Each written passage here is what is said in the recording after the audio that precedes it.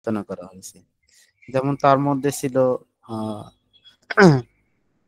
নিরাপত্তার কিছু বিষয় ছিল, হ্যাজার্ড বিপত্তির কিছু বিষয় ছিল, দেন কিভাবে আমরা কন্ট্রোল করব, আহ, কিভাবে আমরা এই হ্যাজার্ড বা বিপত্তিগুলা থেকে নিজেদেরকে সুরক্ষিত করব, সেই বিষয়গুলো নিয়ে আমরা আলোচনা করছিলাম। তো আজকে আমরা একটা নতুন বিষয় নিয়ে আলোচনা করব। নতুন একটা সিভিএলএম, এটা যদি সিরিয়াল আকারে ধরি তাহলে আমাদের 5 number CVLM, maintain and training equipment.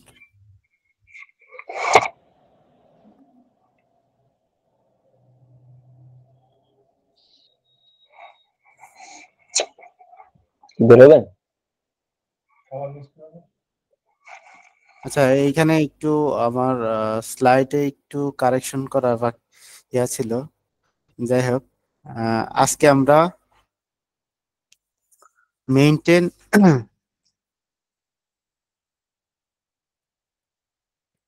Sir madam, এখানে একটু ভুল আছে আমার, এখানে ইউনিট অফ কম্পিটেন্সি এটা হবে maintain training and equipment and facility. বুঝতে পারছেন? এই সিভিএলএমটা 5 নাম্বার সিভিএলএম এটা। তো এটা আমার মেইনটেন, মেইনটেন বলতে আমরা কি বুঝি স্যার ম্যাডাম? রক্ষণাবেক্ষণ। রক্ষণাবেক্ষণ, কোনো কিছুকে গোছানো, গোছায় গেছে মানে রক্ষণাবেক্ষণ করে আমরা যে মেইনটেন করি সেটা।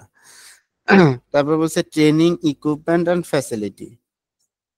এই যে যে রক্ষণাবেক্ষণ, এই ট্রেনিং ইকুইপমেন্ট এবং আমরা যে ফ্যাসিলিটি গ্রহণ করি সেইগুলাকেই কিভাবে মেইনটেন করব সেইগুলাই আমরা এই সিভিএলএম থেকে জানবো।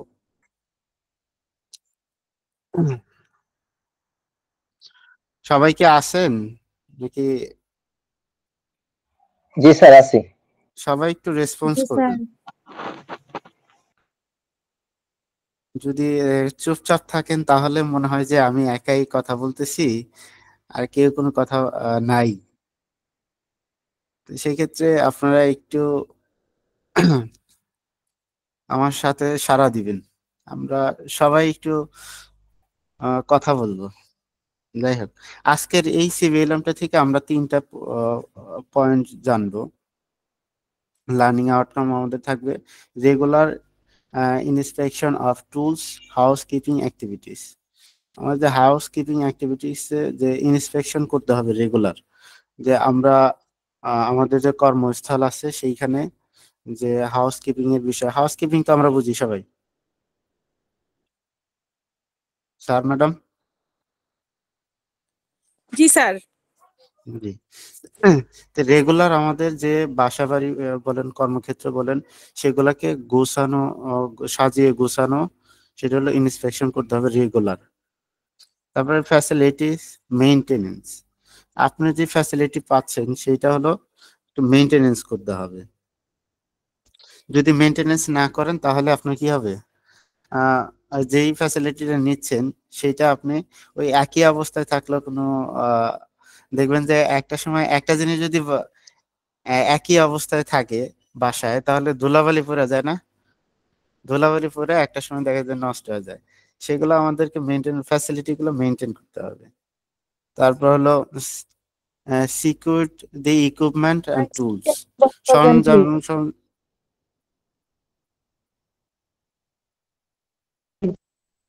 জি ম্যাডাম, আপনার কথা আমি শুনতে পাইনি। বড় করবেন। হ্যাঁ,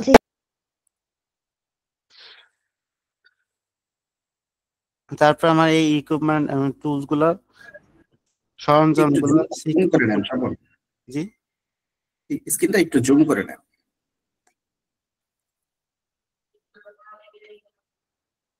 কন্ট্রোল চেপে ধরে মাউসের কারসারি করে তাহলে হচ্ছে স্ক্রিন ভিউ হবে।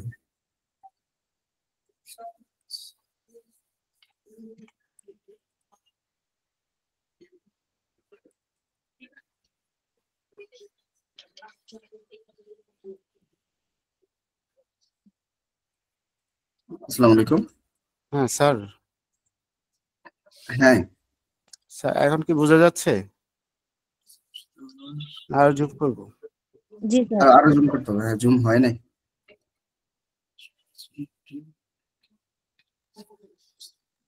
এবার বোধহয় হয়েছে। সবাই জি কি স্যার, স্ক্রিন ভালো দেখতে পারেন? ধন্যবাদ। হ্যাঁ এবার হয়েছে। জি স্যার, দেখা যাচ্ছে স্যার।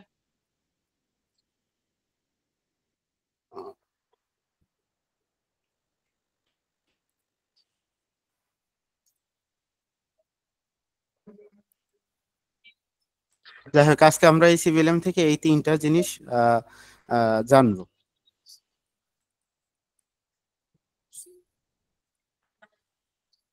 প্রথমে আসি, আমাদের একটা গুরুত্বপূর্ণ টপিক ছিল 5S অ্যাপ্রোচ, ওয়ার্কশপ কিপিং। এখানে 5Sটা হলো হাউস কিপিং এর মধ্যে আমাদেরকে এই 5Sটা মেনটেন করতে হয়। এইখানে আপনার রিটেন কোশ্চেন অথবা আহ, ইয়া থাকতে পারে, এমসিকিউ আকারে কিছু কোশ্চেন থাকতে পারে। এটা সবাই একটু দেখবেন। যদি 5S সম্পর্কে কোনো কোশ্চেন থাকে, জাস্ট আপনারা এই 5টা পয়েন্ট একটু লিখে দিবেন, তাই হবে। বাড়তি কোনো কিছু লেখার দরকার নাই। ঠিক আছে ম্যাডাম, স্যার?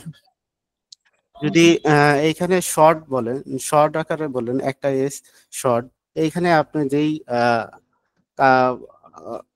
হাউস কিপিংটা করবেন, একটা গোছানো সংক্ষিপ্ত আকারে নিয়ে আসাকে এটা বলছে শর্ট। সিস্টেমালাইজড, আপনি সিস্টেমালাইজ আপনার যে কর্মক্ষেত্রে যেই হাউস কিপিং এ আপনার ইকুইপমেন্ট গুলা থাকবে, সেগুলাকে সিস্টেমাইজড রাখবেন। যদি সিস্টেমাইজ না রাখেন তাহলে আপনার কি হবে, সেগুলা হয়তো এলোমেলো থাকলে আপনি সঠিক সময় সঠিকটা পাবেন না। এই জন্য আপনাকে সিস্টেমালাইজ রাখতে হবে। সুইপ, পরিষ্কারভাবে আপনি এটা রাখবেন। এই 5টা জিনিস একটু দেখে নেবেন। তারপরে হলো characteristic of well organization workshop. তাহলে আমাদের একটা ভালো অর্গানাইজেশন ওয়ার্কশপের জন্য কি কি প্রয়োজন, সেগুলো আমাকে দেখতে হবে। যদিও এইটাতে ওরকম কোশ্চেন আদৌ পর্যন্ত দেখি নাই যে আসছে, তবু আপনারা জানার জন্য এগুলো একটু পড়বেন। আপনারা স্যার ম্যাডাম একটু বলেন, আপনার ওয়ার্কশপ ভালো দেখাবে কিভাবে, কি কি থাকলে ভালো মনে হয়? অলরেডি অনেক স্যার ম্যাডাম আপনারা আপনাদের ওয়ার্কশপ গুলা গুছায় সুন্দর করে রাখেন। একজন বলবেন।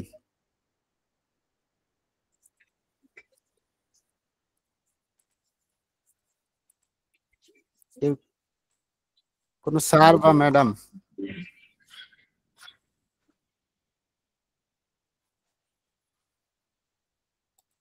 কেউ নাই?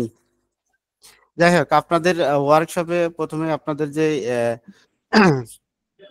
পরিষ্কার পরিচ্ছন্ন রাখতে হবে, সেইখানে ফার্স্ট এইড থাকতে হবে, সেফটি ব্যবস্থা থাকতে হবে, তারপরে ওয়ার্কিং এরিয়া, এইগুলা সবকিছু ক্লিন থাকতে হবে। এই যে যে এগুলো আছে, ক্যারেক্টারিস্টিক আছে, যেগুলো আমাদের কাজ করতে গেলে আহ সুবিধা হয় এবং কি আমি কোনো বিপত্তি বা বাধা বিপত্তির মধ্যে না পড়ি, সেই জিনিসগুলোই থাকতে হবে। এগুলো একটু বই থেকে একটু দেখে নেবেন আপনারা। তো এইখান থেকে বেশি একটা কোশ্চেন থাকে না, তবু একটু দেখে নেবেন। তারপরে সেফটি ফ্যাক্টর, সেফটি ফ্যাক্টর কি হতে পারে আমাদের, স্যার ম্যাডাম? সেফটি ফ্যাক্টর বলতে আমরা কি বুঝি, স্যার ম্যাডামরা কি আছে? জি স্যার আছি। জি স্যার, আছি। আনোয়ারা ম্যাডাম একটু বলেন, সেফটি ফ্যাক্টর বলতে কি বুঝতেছি? কথা স্যার, বলতেছি না, তার জন্য একটু ধরতেছি। আমাদের সেফটি রিলেটেড যে বিষয়গুলো, এগুলোকে আমরা সেফটি ফ্যাক্টর বলতেছি। যেরকম ওয়াশ রিলেটেড, তার মানে হ্যাজার্ড ইন্সপেকশন, এগুলো আছে কি, করা হয় কিনা প্রতিনিয়ত। তারপরে হচ্ছে কি বলে, রিস্ক আছে এই ধরনের কোনো কিছু আমরা ইন্সপেকশন করে সেটাকে রিমুভ করেছি কিনা, বা ওটা রিকভারি করার কোনো ব্যবস্থা করেছি কিনা, এবং যদি কোনো দুর্ঘটনা ঘটে তাহলে ফার্স্ট এইডের কোনো ব্যবস্থা আছে কিনা। এগুলো হ্যাঁ, সব মিলে আর কি সেফটি ফ্যাক্টর বলা হচ্ছে। হ্যাঁ। আহ আর বাকি স্যার ম্যাডামরা বেশি কথা বলতেছে না যতটুকু দেখতেছি।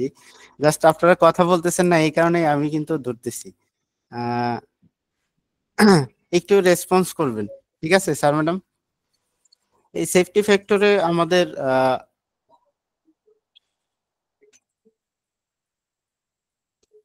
যে রেগুলার চেক চেক করতে হবে আমাদের ইকুইপমেন্ট এবং কি যেগুলা ইনজুরি হতে পারে সেগুলাতে আমাদের চেক করতে হবে পিপি স্টোরেজ আছে নাকি, এই যে ম্যাডাম যে বিষয়গুলা বললো, মূলত এইটাই আমাদের সেফটি ফ্যাক্টর। ঠিক আছে স্যার ম্যাডাম, এখন আসেন বেসিক ফার্স্ট এইড কিট। আমাদের বেসিক ফার্স্ট এইড কিটে কি কি থাকতে হবে, যে আমাদের ফার্স্ট এইড বক্স আছে সেটাতে কি কি থাকতে হবে সেই বিষয়গুলা। আমরা আমাদের যেই ফার্স্ট এইড ব্যবহার করি এই বক্স গুলাতে আমাদের সাধারণত কি থাকতে হবে এবং কি থাকতে পারবে না। যেমন এখানে আমি কিছু লিস্ট দিয়ে রাখছি, basic first aid note and individual a warped a staple adhesive addressing dressing sterile eye pad, এই যে জিনিসগুলো এইগুলো থাকতে হবে। আরো বিষয় হলো সেফটি ফার্স্ট এইড বক্সে আপনি কখনোই কোনো মেডিসিন রাখতে পারবেন না। মেডিসিন কি যেগুলা খাওয়া যেমন নাপা, তারপর বিভিন্ন পেইন কিলার আছে, এইগুলা রাখা যাবে না। জাস্ট আপনার ফার্স্ট এইড মানে কি, যে প্রাথমিক চিকিৎসার জন্য আপনার যেটা প্রয়োজন, আপনি এমন কোনো ইকুইপমেন্ট ব্যবহার করতে পারবেন না যেটাতে আপনার ডাক্তারের পরামর্শ প্রয়োজন আছে, এইরকম ইকুইপমেন্ট আপনি ফার্স্ট এইড বক্সে রাখতে পারবেন না। বুঝতে পারছেন? তাহলে আমাদের ফার্স্ট এইড বক্সে আমরা সাধারণত কি কি রাখি স্যার ম্যাডাম?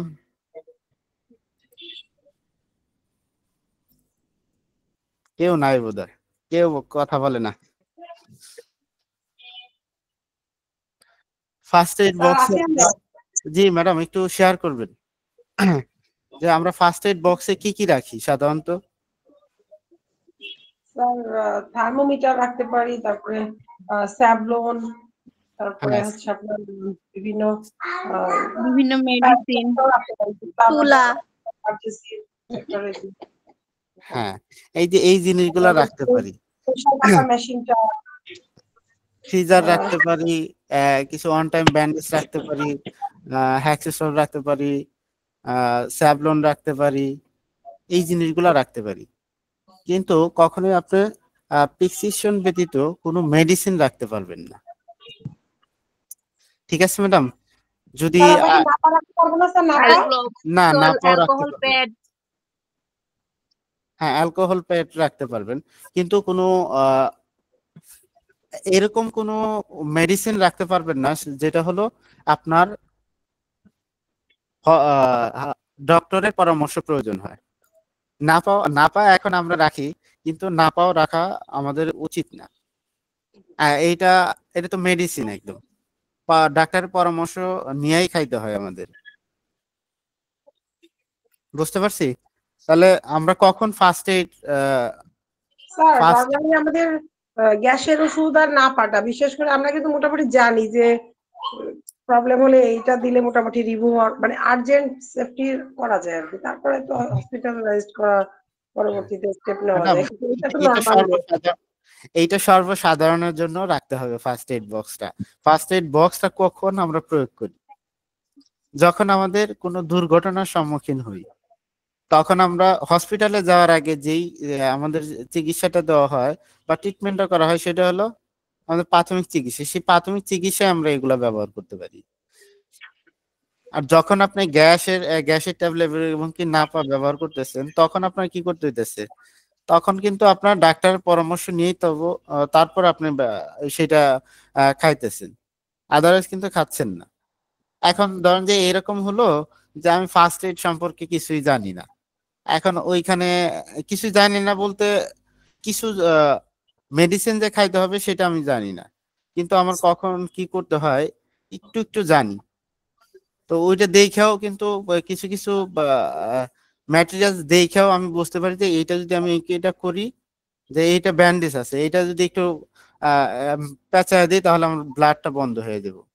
আর যদি একটু আমরা হ্যাক্সিসল সবাই জানি যে এটা কাটলে বা ছিলে গেলে সেটা লাগাইতে হয়, সেটা লাগাইতে পারি। এগুলো কিন্তু সাধারণত সবাই জানি, কিন্তু আপনি নাপা, আর ওইটা হ্যাক্সোসল না, ওইটা ভায়োডিন হবে। কারণ বায়োডিন হ্যাক্সোসল দিলে ও দৌড় দিবে উল্টা দিকে। তবু আমরা ব্যবহার করি, বায়োডিনও ব্যবহার করি। আগে ওয়াশ করতে হবে জায়গাটা, তারপর বায়োডিন দিবে। হ্যাক্সিসল দিয়ে আগে আমাদের ওয়াশ করতে হয়। হ্যাঁ ম্যাডাম ঠিক ধরছেন। তারপরে আমরা হ্যাক্সিসল অনেক সময় ব্যবহার করি না, বায়োডিন সরাসরি ব্যবহার করি। আমরা যদি বায়োডিন সরাসরি ব্যবহার করি সেটাও হবে, সমস্যা নেই। স্যার হেক্সাসল হচ্ছে আমরা কাটা জায়গায় দেই না, হেক্সাসল হচ্ছে কাটা জায়গায় আশেপাশে পরিষ্কার করার জন্য ইউজ করা হয়। হ্যাঁ, আশেপাশে যে জীবাণুটা আছে সেটা পরিষ্কার করা হয়, তারপরে আপনার বায়োডিনটা আমরা ইউজ করি। তো এই জিনিসগুলা কিন্তু আমরা সাধারণত এতে রাখি, কিন্তু কোনো মেডিসিন আমরা রাখতে পারি না। কারণ আপনি শুধু শুধু যদি না পাকান তবুও কিন্তু আপনার ক্ষতি হবে একটা পর্যায়ে, কারণ ওইটার ইফেক্ট পড়বে। যাই হোক, আমরা তাহলে কি করব এখন থেকে? ফার্স্ট এইড বক্সে কখনোই কোনো ডাক্তারের প্রেসক্রিপশন ছাড়া কোনো মেডিসিন রাখবো না। এইটা একটা গুরুত্বপূর্ণ আহ, এই তিনটা জিনিস: teacher centre, student centre, safety, এই সেলফ ফেস। টিচার সেন্টার হলো কি? টিচার সেন্টার, টিচার নিজের মতো করে আপনাকে টিচ দিবে। সে যেরকম মন চায় তার টিচার সেরকম ভাবে সে আপনাকে ক্লাস নিবে, বা শেষ ক্লাস নিবে বলতে পারেন। এখন স্টুডেন্ট সেন্টার হলো স্টুডেন্টের চাহিদা অনুযায়ী আপনি ক্লাস নিবে, সেশন কন্ডাক্ট করবেন। এখন স্টুডেন্ট কি চাচ্ছে সেটা আপনাকে জানতে হবে। যেমন আমরা যখন শর্ট কোর্স করাই তখন আমরা কি করি, যে স্টুডেন্ট চাচ্ছে যে ইলেকট্রিক্যালে কোর্স করতে, তার চাহিদা অনুযায়ী আমরা যে সিএস আছে সেই অনুযায়ী আমরা কিন্তু তাদেরকে ক্লাস নিই। আর টিচার সেন্টারে কিন্তু আমি আমার মতো করে আমি ক্লাসে প্রেজেন্টেশন দেওয়ার নিয়ে আসি, সেইটা সেইরকম ভাবে নেই। অ্যান্ড সেলফেজ হলো নিজে নিজে লার্নিং, আপনি নিজে নিজে শিখা। স্যার এই তিনটা তিনটা বুঝতে পারছেন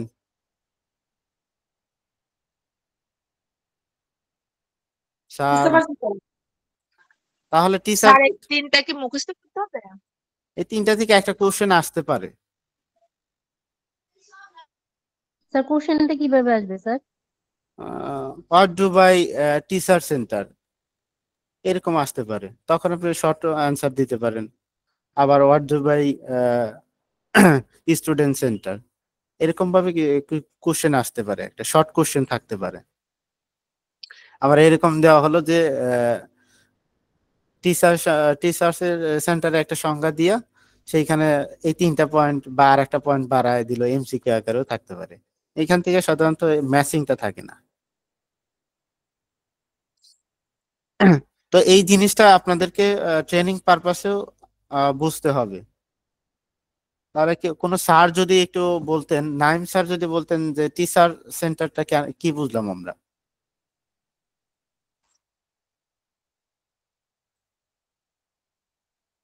স্যার আছেন? জি স্যার আছি। আমি তো স্যার খাবার কিনতে রাস্তায় বেরিয়েছি, আমি আসলে এটা আচ্ছা মিস ঠিক করছি। আছে স্যার। এটা দেখলাম। ফারজানা শারমিন ম্যাডাম,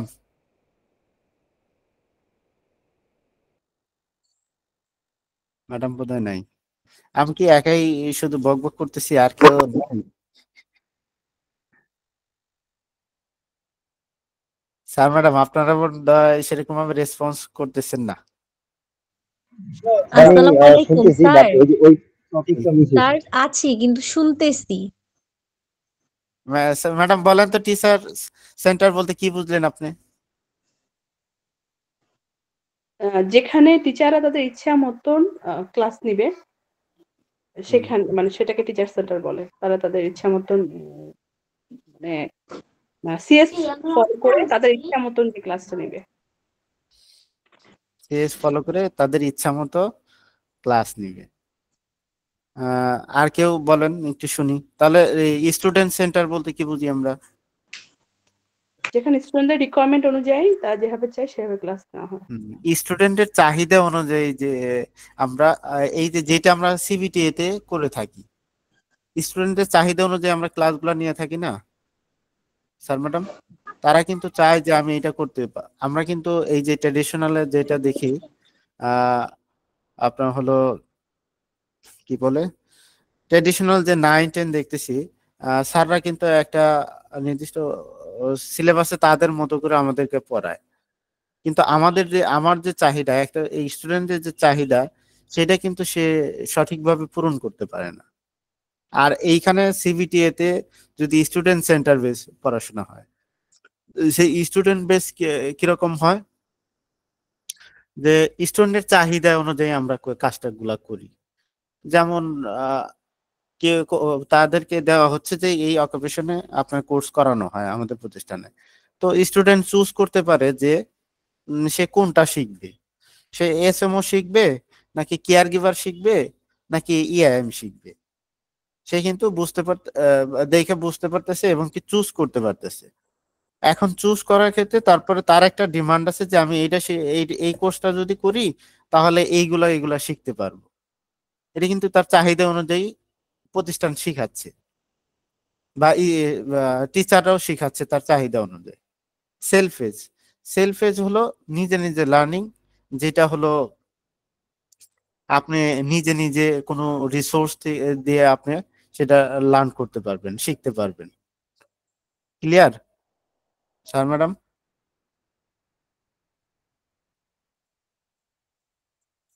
আশা করি ক্লিয়ার। যদি কোনো কোশ্চেন না থাকে, জি স্যার, ক্লিয়ার, বুঝতে পারছি। স্যার একটু উদাহরণ দিয়ে যদি বলতেন তাহলে ভালো হতো, মানে টিচারদের ইচ্ছা মতো কোন প্রতিষ্ঠানগুলো করা হয়, তারপর স্টুডেন্টদের ইচ্ছা মতো কোনটা করা হয়, এটা যদি একটু স্পেসিফিক ভাবে বলতেন তাহলে মনে হয় আমাদের সবার জন্য একটু ভালো হতো। দেখেন টিচার সেন্টার বলতে আপনি টিচাররা ইচ্ছা মতো পড়াচ্ছে। যেমন আহ, আপনি কি ট্রেডিশনালে আগে আমি যতটুকু দেখছি, ট্রেডিশনাল যে পড়াশোনা 9-10 যারা পড়াশোনা করে আসছি আমরা, তখন আমরা কি আমাদের ডিমান্ডটা জানাতে পারতাম যে এইটা আমাদেরকে শিখান, এইটা আমাদেরকে শিখান। স্যাররা যেই আমাদের যে সিলেবাস ছিল, সিলেবাস অনুযায়ী তারা তাদের মতো করে ক্লাস নিত। ফর্মাল এডুকেশন সিস্টেমটাকেই মোটামুটি পেড যে হ্যাঁ ইনস্টিটিউট গুলো আছে সেই গুলোতে হচ্ছে স্টুডেন্টদের চাহিদাকে বেশি প্রায়োরিটি দিয়ে হ্যাঁ, মানে ক্লাসটা করা হয়, তাই না? এই যে আমরা এই যে ট্রেনিং সেশন বা কারিগরি যেটা করি, এটা কিন্তু স্টুডেন্টের চাহিদা অনুযায়ী আমরা করাচ্ছি। হ্যাঁ আর এটা স্যার এটা কি আমরা যেটা পার্সোনাল ভাবে শিখি, যেটা অনলাইনে কিংবা ইউটিউবের মাধ্যমে, হ্যাঁ হ্যাঁ হ্যাঁ, নিজে নিজে যেটা শিখি। ঠিক আছে এখন ক্লিয়ার? এখন আপনার এই যে আপনি একজন ট্রেনার হিসেবে আপনার রিসোর্স কি হতে পারে, লার্নিং রিসোর্স কি হতে পারে একজন ট্রেনি হিসেবে? লার্নিং রিসোর্স আমরা কি কি ব্যবহার করি স্যার ম্যাডাম, না দেখেই বলেন। লার্নিং রিসোর্স স্যার এটা কাদের লার্নিং রিসোর্স, স্যার এটা কোন সেক্টরের জন্য? সব সেক্টরের জন্য লার্নিং রিসোর্স। স্যার আমি একটু বলি, বই হতে পারে স্যার, বিভিন্ন ওয়ার্কশপের মাধ্যমে, বিভিন্ন সেমিনারের মাধ্যমে, ইউটিউবের মাধ্যমে, তারপরে সরাসরি কোনো একটা প্রতিষ্ঠানে আমরা মানে ভর্তি হওয়ার মাধ্যমে আমরা প্রশিক্ষণ নিতে পারবো। হ্যাঁ, এইগুলো হলো আমাদের রিসোর্স। এই রিসোর্সটা হলো কি লার্নিং রিসোর্স। আমরা এই জিনিসগুলোতে শিখতে পারি। এই দেখেন এখানে দেওয়া আছে টেক্সট বুক। আমরা টেক্সট বুক করি না, টেক্সট বুক থেকে আমরা শিখতে পারি।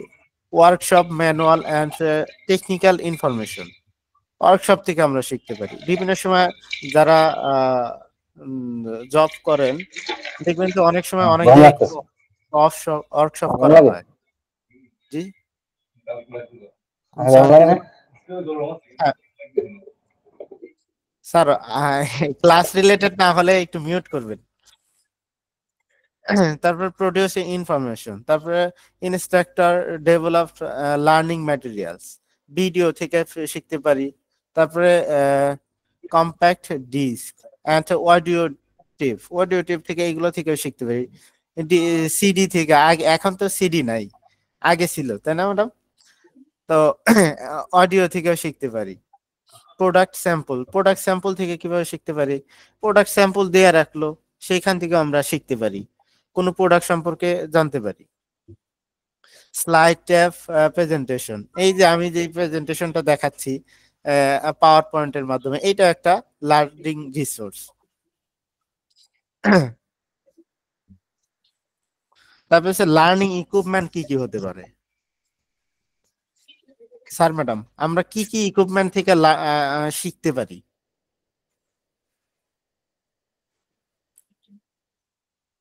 যেমন আমরা টেলিভিশন থেকে কোনো অ্যাড এর মাধ্যমে বা কোনো লেকচারের মাধ্যমে শিখতে পারি টেলিভিশন সেট থেকে।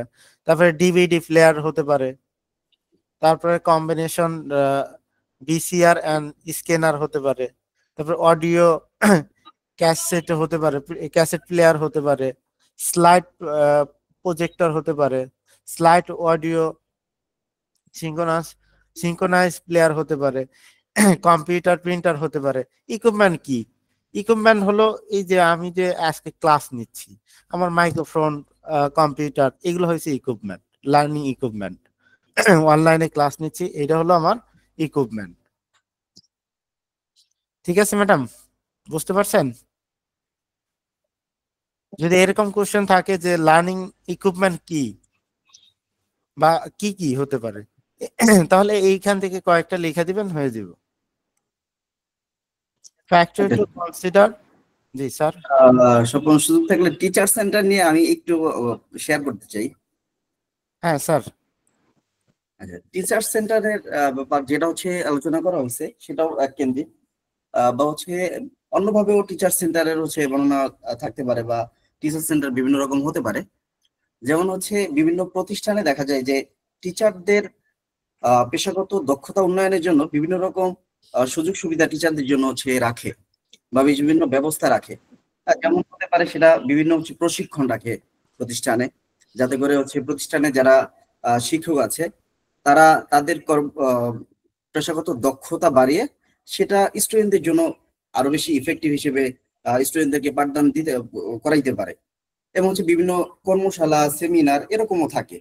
এবং অনেক প্রতিষ্ঠানে আছে যে উইকলি বা মান্থলি স্কিল টেস্ট রাখে। সেই টেস্ট হচ্ছে কিরকম, যে টিচাররা মাঝে মাঝে হচ্ছে একসাথে একই রুমে, সেমিনার রুম বা কনফারেন্স রুমে বসে সবার সামনে হচ্ছে টিচারদের সামনে টিচাররা হচ্ছে ক্লাস নিচ্ছে। নেওয়ার পরে সেখানে তার যেই ক্লাস নেয়ার স্কিল বা তার যে মেথড, সেই মেথডের ডেভেলপমেন্টের জন্য কোনো কিছু যদি থাকে, অন্য যারা আছে ওখানে তারা যদি হচ্ছে বেটার কিছু জেনে থাকে, তাহলে সেক্ষেত্রে তখন তারা সেটা তাদের সাথে হচ্ছে একে অপরের সাথে শেয়ার করে, যে এই আপনি যেভাবে করে হচ্ছে ক্লাসটা নিচ্ছেন, এটা যদি এখানে আপনি এইভাবে করে হচ্ছে শেয়ার করেন একটু চেঞ্জ করে, তাহলে সেক্ষেত্রে হচ্ছে এটা স্টুডেন্টদের জন্য আরো বেশি বোধগম্য হবে। হ্যাঁ, এছাড়াও হচ্ছে টিচারদের মান উন্নয়নের জন্য যে সেন্টারগুলো হচ্ছে কাজ করে, সেগুলোকে হচ্ছে টিচার সেন্টার বলা যেতে পারে, বা সেগুলোকে মূলত হচ্ছে অ্যাকচুয়াল অর্থ হচ্ছে টিচার সেন্টার বলতে সেটা কি হচ্ছে বোঝায়। সো যদি হচ্ছে টিচার দক্ষ হয় বা টিচার যদি তার পেশাগত দক্ষতা অর্জন করে দিতে পারে, তাহলে আলটিমেটলি সেটা হচ্ছে ট্রেনিদের জন্য বা স্টুডেন্টদের জন্য হয়ে আসে। ঠিক আছে? তো টিচার সেন্টার হিসেবে আমরা যদি এই কনসেপ্টটা নিয়ে, আগের যে কনসেপ্টটা হচ্ছে আলোচনা করা হয়েছে সেটা থেকে যদি এই কনসেপ্টটা আমরা নিই, যে টিচার সেন্টার মানে হচ্ছে যেই সেন্টারে বা যে প্রতিষ্ঠানে, যে ইনস্টিটিউটে টিচারদের পেশাগত দক্ষতা বা শিক্ষক, একজন শিক্ষক আরেকজন শিক্ষককে বিভিন্ন রকম ভাবে হচ্ছে সহযোগিতা, একজন আরেকজনের সাথে অভিজ্ঞতা শেয়ার করা, বা শিক্ষক সমর্থন মানে হচ্ছে বিভিন্ন ধরনের উপকরণ ইউজ করে নতুনত্ব কিছু তৈরি করা, বা সেগুলো মানে হচ্ছে ক্লাসের জন্য হচ্ছে বিভিন্ন রকম প্রজেক্ট তৈরি করা, এরকম টাইপের কোনো ব্যাপার যদি হচ্ছে কোনো প্রতিষ্ঠানে থাকে, তাহলে সেই প্রতিষ্ঠান বা সেই সেন্টারটাকে টিচার সেন্টার হচ্ছে বলা যেতে পারে। ঠিক আছে? আশা করছি টিচার সেন্টারের ব্যাপারে সবাই কনসেপ্ট কিছুটা হলেও আরো ক্লিয়ার হয়েছেন। স্যার যেমন টিটিসি। স্যার আমি একটু ব্যাপার না স্যার ম্যাডাম, আমি একটু বলি স্যারের সাথে।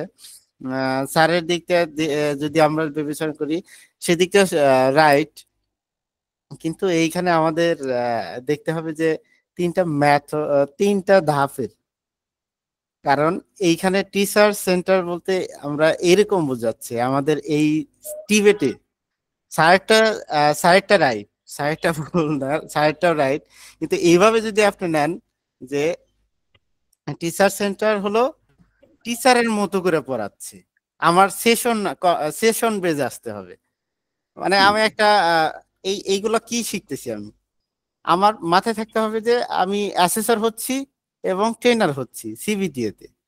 তো সিবিটিএ তে ট্রেনার যখন হচ্ছি, যে আমি সেশন কিভাবে কন্ডাক্ট করব সেই বিষয়গুলো আসে। তো স্যার যেটা বলছে স্যারের সেটাও সঠিক, সেটা ভুল না। তবে আমাদেরকে এই যে যে সেশন নিচ্ছি, সেশনের মধ্যে কিভাবে নিচ্ছি সেইটা আনতে হবে। ঠিক আছে স্যার ম্যাডাম? তো সেই দিক থেকে যদি আমি দেখি, তাহলে আমার এরকম আসতেছে যে আমি যে সেশনে আমার মতো করে নিচ্ছি, আমি কোনো স্টুডেন্টের কোনো রিকোয়ারমেন্ট নিচ্ছি না, তার চাহিদা কি কি জানতে চাচ্ছে সেটা কিন্তু আমরা দেখতেছি না। দেখেন, আগে যখন আমরা ট্রেডিশনালে ফিরে যাই, 9-10 ক্লাস করতাম, আমার বাস্তবতা উদাহরণে আমি বলি যে একটা হল রুমে আমরা 50 থেকে 60 জন ক্লাস করতাম, কিন্তু সেইখানে একজন টিচার তার মতো করে লেকচার দেওয়া যেত, কিন্তু বাকি যে পিছনে যারা আছে শয়তানি করতো বা ইয়ে করতো সেটা কোনো বা খেয়ালই রাখতো না, তার মতো সে টিচ দিয়ে চলে যাচ্ছে। কিন্তু যখন এইটা স্টুডেন্ট সেন্টার আকারে হবে, তখন কিন্তু স্টুডেন্টের রিকোয়ারমেন্ট অনুযায়ী আমরা ক্লাসটা নিচ্ছি। দেখেন, আমরা যখন সিবিটিএ তে ক্লাস নিই, আমাদের কি নির্দিষ্ট সংখ্যক স্টুডেন্ট ট্রেইনি থাকে না? বড় জোর 24 জন একটা সেশনে আমার উপস্থিত থাকতে পারে। এর বেশি আমরা কিন্তু রাখি না, সর্বোচ্চ 30 জন। এর বেশি কিন্তু আমাদের সিবিটিএ সিস্টেমে আমাদের কিন্তু এলাও না। সেক্ষেত্রে আমরা কিন্তু প্রত্যেকটা ওই গতকালকে কিন্তু আমি একটা বলছি যে আমার এমন সেশনটা থাকবে এমন যাতে আমার 100% আসে। আর আমাদের সিবিটিএ তেও কিন্তু 100% আমার পারফরমেন্স করেই আমার উত্তীর্ণ হতে হয়। সেক্ষেত্রে সবকিছু আমাদের 100% নিতে হবে। তো আমার এই ফার্স্ট বেঞ্চে যে আছে, লাস্ট বেঞ্চে যে আছে, সবাইকে আমার সমান আনতে হবে। ওই স্টুডেন্ট গুলার চাহিদা গুলো আমার জানতে হবে, ওই চাহিদা অনুযায়ী আমার শিখাইতে হবে। বুঝতে পারছেন স্যার ম্যাডাম? আশা করি আমার কথা।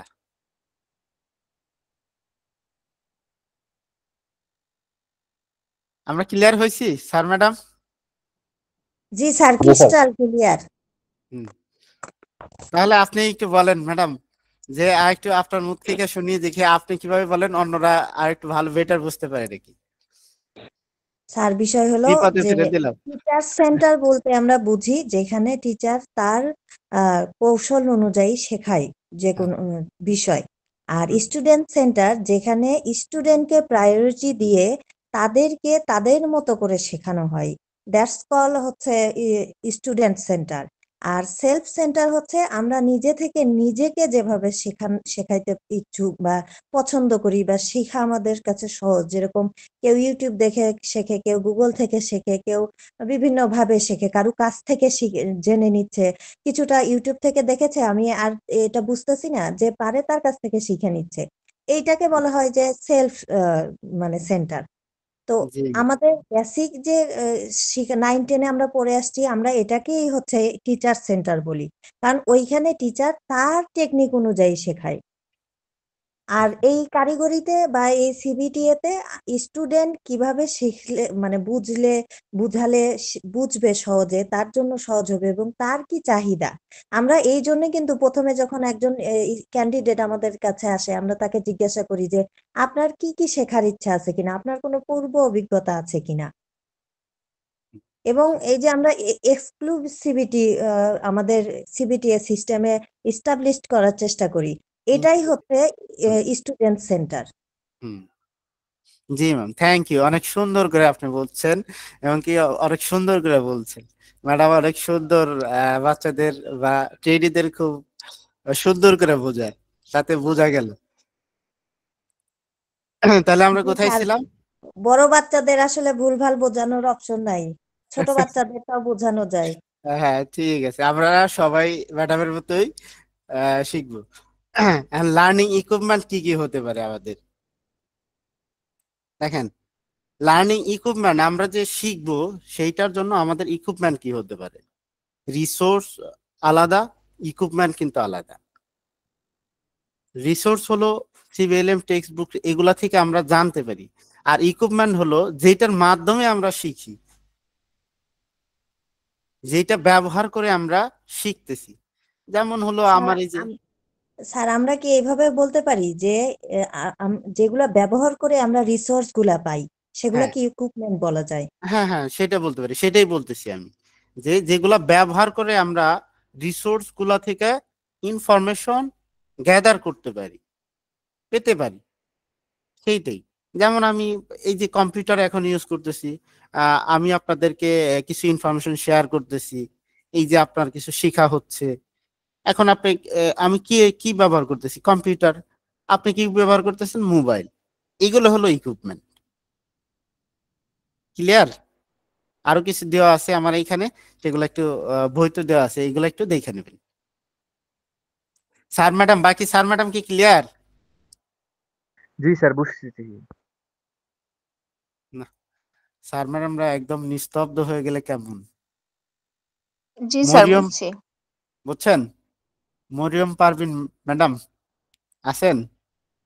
হ্যাঁ স্যার, আমি আছি স্যার, শুনতেছি। মাঝে মাঝে একটু সাড়া দিবেন, নয়তো স্যার আমাদের আবার ওই যে একটু ঝামেলা হয়ে গেছে স্যার, বুঝতে বলতে ওই যে স্যার বললো আপনিও বললেন, এখন একেবারে কি পয়েন্টে স্যার কিভাবে মনে রাখবো স্যার, এটা একটু বলেন। কি পয়েন্ট? স্যারেরটা ঠিক আছে স্যার, আমরা সেটা ওভারঅল যদি চিন্তা করি তাহলে স্যারেরটা আমাদের অ্যাকসেপ্টেবল। আর যদি আমরা সেশন চিন্তা করি, যে আমরা একটা সেশনে কি থাকবে, তাহলে আমি যেটা বললাম, যে যে উদাহরণগুলো দিয়ে বললাম এইরকম ভাবে যদি মনে রাখেন তাহলে আপনার জন্য সুবিধা হবে, কারণ আপনার কাছে সিবিটিএ এরকম ভাবেই চাবে। Clear madam? হ্যাঁ ঠিক আছে স্যার। ঠিক আছে, থ্যাংক ইউ। Okay sir.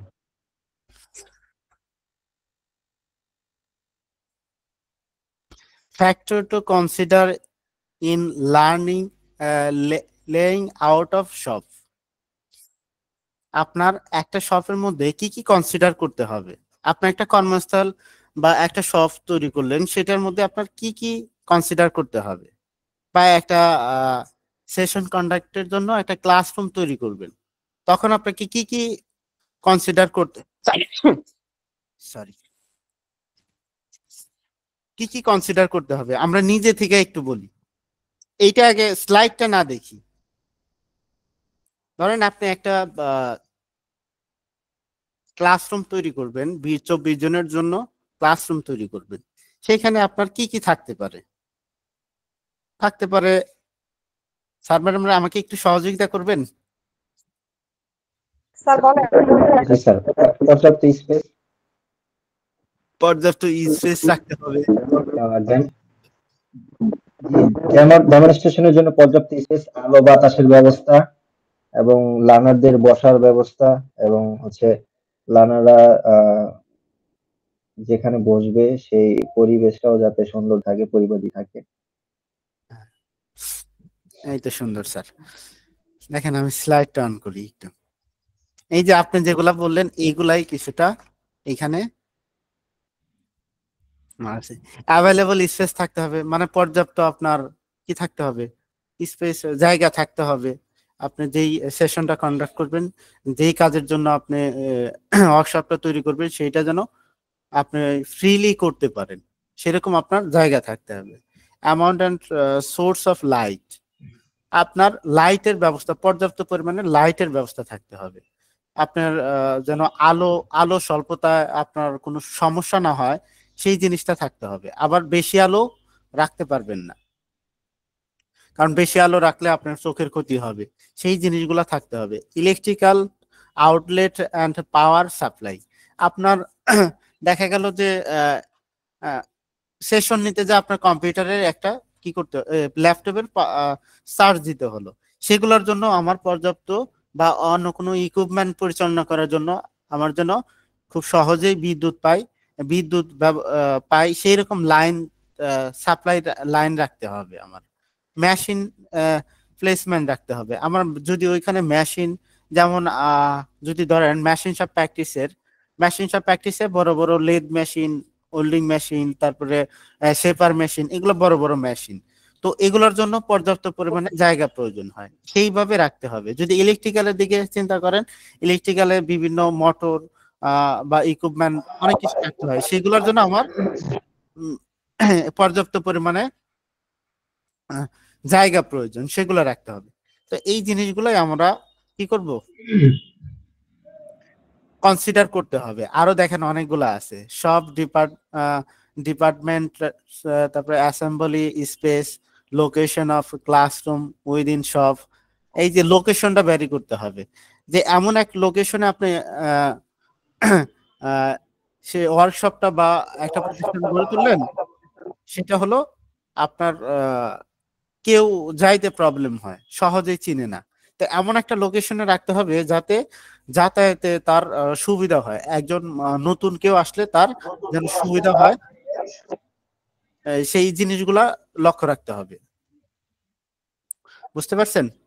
তারপরে টাইম কিপিং ফ্যাসিলিটি, যেন এমন ভাবে ওয়ার্কশপটা তৈরি করলেন আপনার প্রতিষ্ঠানে যে অনেক ঘুরা ঘুরে যাইতে হয়। তো সেরকম যেন না হয়, যে একটা প্ল্যানিং আকারে আপনাকে করতে হবে। তো এই বইটার আমি একসময় নাম দিতাম কি, সাজুগুজু। বুঝতে পারছেন কেন সাজুগুজু নাম দিতাম? এই সাজুগুজু নাম দিতাম এই যে এই জিনিসগুলাকে পরিপাটি করে রাখার জন্য, হাউস কিপিং করে রাখার জন্য কিন্তু এই বইটা মূলত। বুঝতে পারছেন? তো এই বিষয়গুলো আপনাদেরকে দেখতে হবে। তাহলে আমরা কি কি কনসিডার করতে হবে একটা লেআউটে শপ করতে গেলে? স্যার ম্যাডাম যারা কথা বলছেন তারা না বলে অন্যরা যারা আমরা এখনো বলি নাই তারা একটু বলবেন।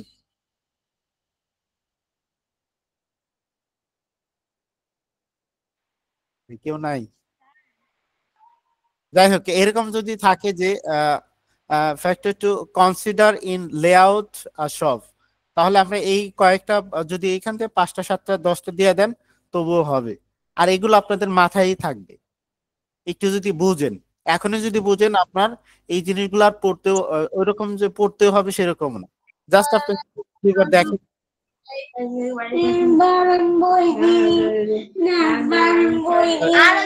ম্যাডাম একটু মিউট করবেন, তাহলে আমার এই জিনিসগুলো সব লেআউটের জন্য এই জিনিসগুলো কনসিডার করতে হবে।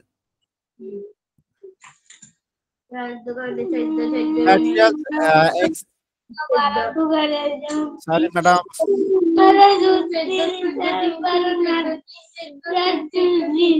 আপু আপনার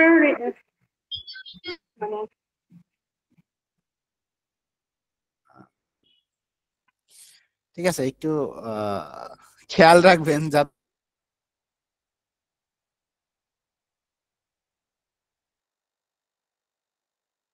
স্যার আপনার মাইক্রোফোন অফ হয়ে গেছে।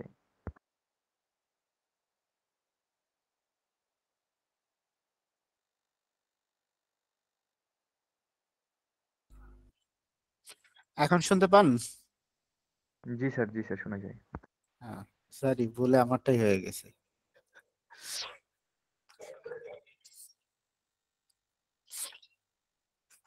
তবে example of materials that can be recycle include, আপনি কি কি ম্যাটেরিয়ালস ইনক্লুড রিসাইকেল করে ব্যবহার করতে পারবেন?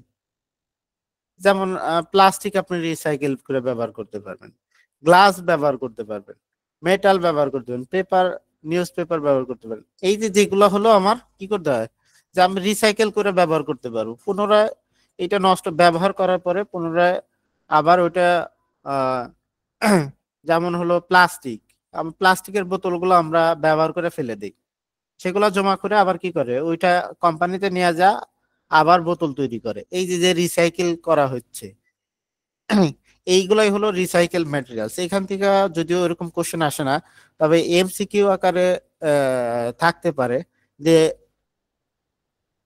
এরকম থাকতে পারে যে কি কি কি কি রিসাইকেল করে আপনি ব্যবহার করতে পারবেন, পুনরায় ব্যবহার করতে পারবেন। তো সেইখানে এইখান থেকে একটা পয়েন্ট দিয়ে দিল আর বাকি অন্য কোনো পয়েন্ট দিয়ে দিল, সেরকম ভাবে থাকতে পারে। তো এটা থেকে সেরকম কোনো থাকে না।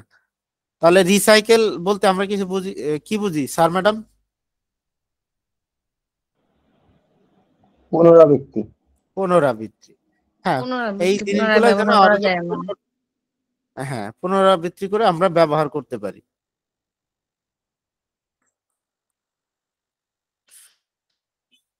এখন আমরা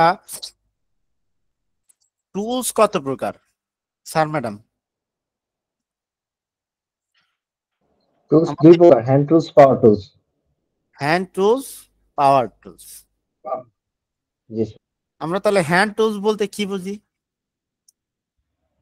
হ্যান্ড টুলস হচ্ছে আমাদের দৈহিক শক্তির যে প্রয়োজন হয়, যে যন্ত্র বা হাতিয়ার পরিচালনায় আমাদের দৈহিক শক্তির প্রয়োজন হয়, সেটা হচ্ছে হ্যান্ড টুলস। আমরা হাত দ্বারা যে যন্ত্র ব্যবহার করে কার্য পরিচালনা করতে পারি সেটা হলো হ্যান্ড টুলস, নাকি? জি স্যার। স্যার এক কথায় বলতে পেশি শক্তির দ্বারা পরিচালিত হয় যে টুলস গুলা, হ্যাঁ, এখানে অন্য কোনো এনার্জির প্রয়োজন পড়ছে না, এগুলোকে হ্যান্ড টুলস বলা হয়। হ্যাঁ, মানে বাহির থেকে কোনো আমার দেওয়ার প্রয়োজন হচ্ছে না। আমার যে হাত আছে এই হাত দিয়েই কোনো যন্ত্রের মাধ্যমে কোনো কাজ সম্পাদন করতেছি, সেটা হলো আমার হ্যান্ড টুলস। দেখেন এইখানে আবার কি টুলস 3 প্রকার দিয়ে দিছি,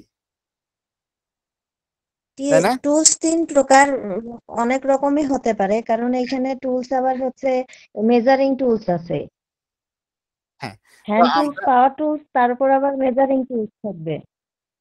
এইখানে আমরা 3 প্রকারই দিব। আমাদের সিভিএলএম এ আছে 3 প্রকার, তো সেইখানে আমরা এই 3 প্রকার দিব। হ্যান্ড টুলস আমরা বুঝি, তো সেগুলো কি হতে পারে?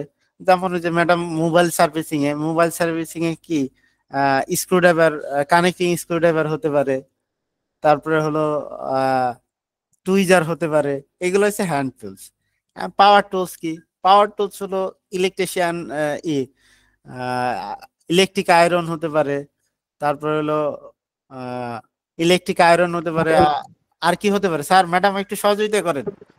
স্যার পাওয়ার tools, soldering iron, handle machine, hand grinding machine, air blower, এই যে এগুলো হতে পারে।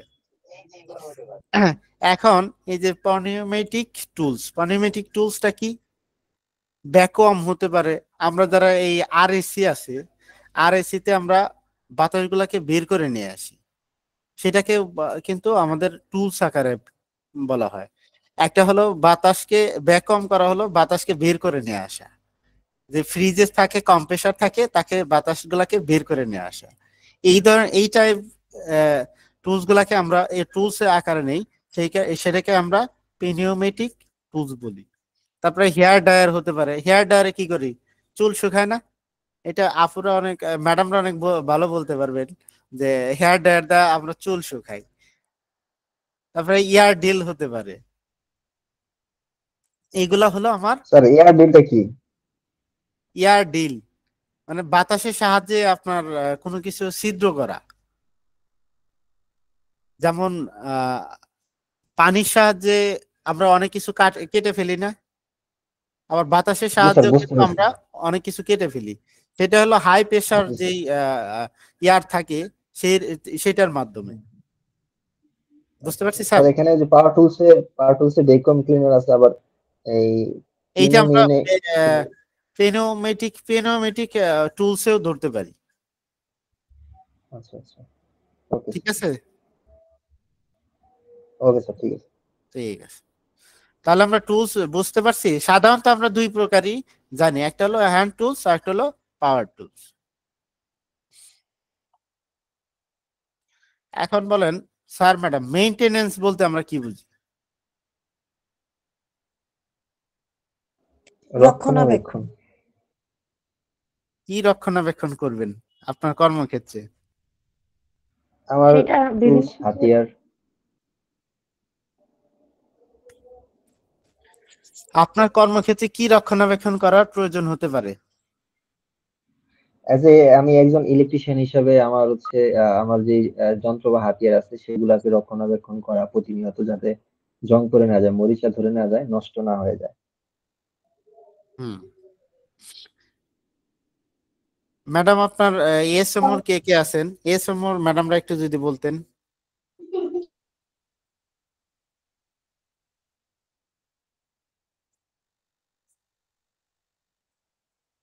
মেইনটেনেন্স বলতে আমরা কোনো কিছুকে আহ, কোনো কিছু করার আগে তাকে ভালোভাবে চেক আপ করে নিতে পারি, নিয়ে তারপরে আমরা কোনো প্রবলেম থাকলে সেটা সেরে নিতে পারি, সেটা হলো মেইনটেনেন্স। বুঝতে পারছেন? যেমন আমরা যদি ইলেকট্রিক্যালে কেউ থাকেন তাহলে এরকম হতে পারে, পাওয়ার সিস্টেম গুলাতে যেমন ডেস্কো, তারপর হলো পিজিসিবি, ওরা কিন্তু প্রত্যেক বছরে এই যে এই টাইমটাতে ওদের যে কি আছে ট্রান্সফরমার গুলা আছে এগুলা কিন্তু মেনটেনেন্স করে, দেখে ভালো আছে তবুও মেনটেনেন্স করে যে কোনো কিছু ক্ষয়প্রাপ্ত হলো বা কোনো কারণে কোনো দুর্ঘটনার সম্মুখীন হবে কিনা, সেই যে এই যে চেক আপ করা সেটাই হলো আপনার মেনটেনেন্স। এখন মেনটেনেন্স দুই দুই ধরনের আছে। কি কি আছে? প্রিভেন্টিভ মেনটেনেন্স এবং ক্যারেক্টিভ মেনটেনেন্স। প্রিভেন্টিভ মেনটেনেন্স কি? প্রতিষেধক রক্ষণাবেক্ষণ, প্রতিষেধক রক্ষণাবেক্ষণ করা হয়, এটা হলো প্রিভেন্টিং মেনটেনেন্স। আর একটা হলো সংশোধনমূলক যেই মেনটেনেন্স গুলো করা হয় সেটা হলো ক্যারেক্টিভ মেনটেনেন্স। বুঝতে পারছেন?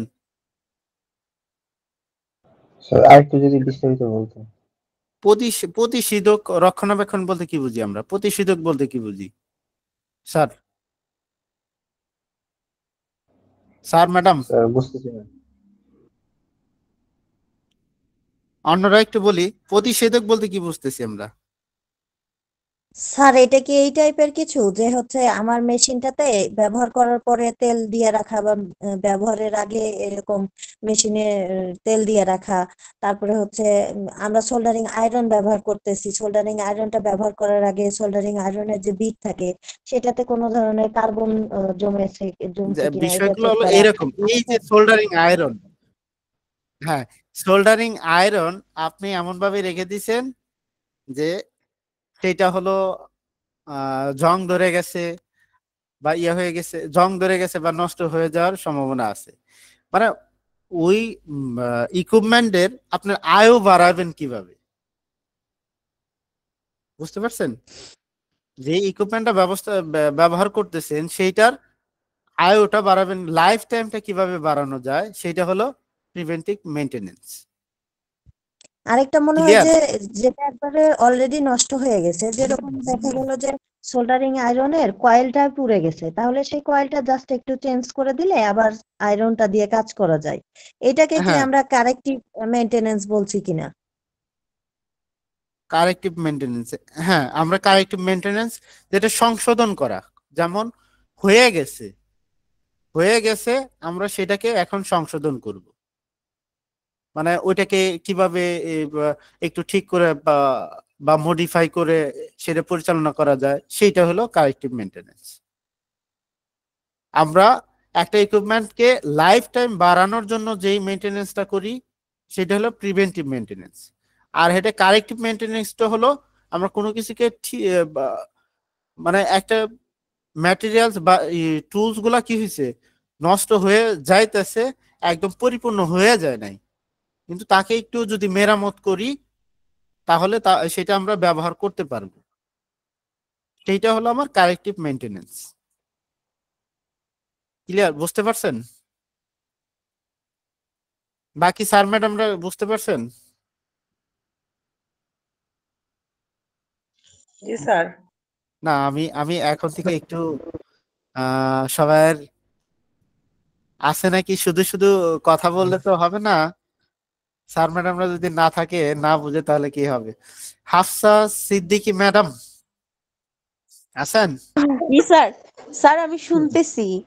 শুনতেছেন? একটু আমার সাথে সাড়া দিবেন, যদি জি কিছু স্যার। নাই বুঝেন এই অনলাইনে ক্লাসে এখন যেভাবে কোশ্চেন করতে পারবেন পরবর্তীতে তো কোশ্চেন করতে পারবেন না, সেক্ষেত্রে জি না স্যার। বুঝতে পারলে একটু বলবেন। স্যার কি আমি না বুঝলেন একটু তাহলে? জি স্যার আমি একটু বুঝতেছি, মানে একটু শুনতেছি। দুই একদিন পর থেকে কোশ্চেন করবো ইনশাল্লাহ। দু আমি তো একদিন পরে তো এইটা থাকবে না। আচ্ছা যাই এটা হোক, না থাকুক, মানে পড়ার ধরনটা তো একই থাকবে, ইনশাল্লাহ হ্যাঁ প্রশ্ন করব। আর আমার ছেলেটা আচ্ছা কান্না ঠিক করে আছে, একটু পর পর, এই ঠিক জন্য আছে আমি মাইকটা অফ রাখি। বুঝতে পারছি ম্যাডাম, বুঝতে পারছি। জি স্যার। শুনেন, আপনি একটু মনোযোগ দিয়ে শুনেন। জি যাই স্যার হোক, আমি মনোযোগ দিয়ে শুনতেছি প্রথম থেকে। ইফাত বিনতে আলম ম্যাডাম, প্রিভেন্টিভ মেইনটেনেন্স বলতে কি বুঝলাম?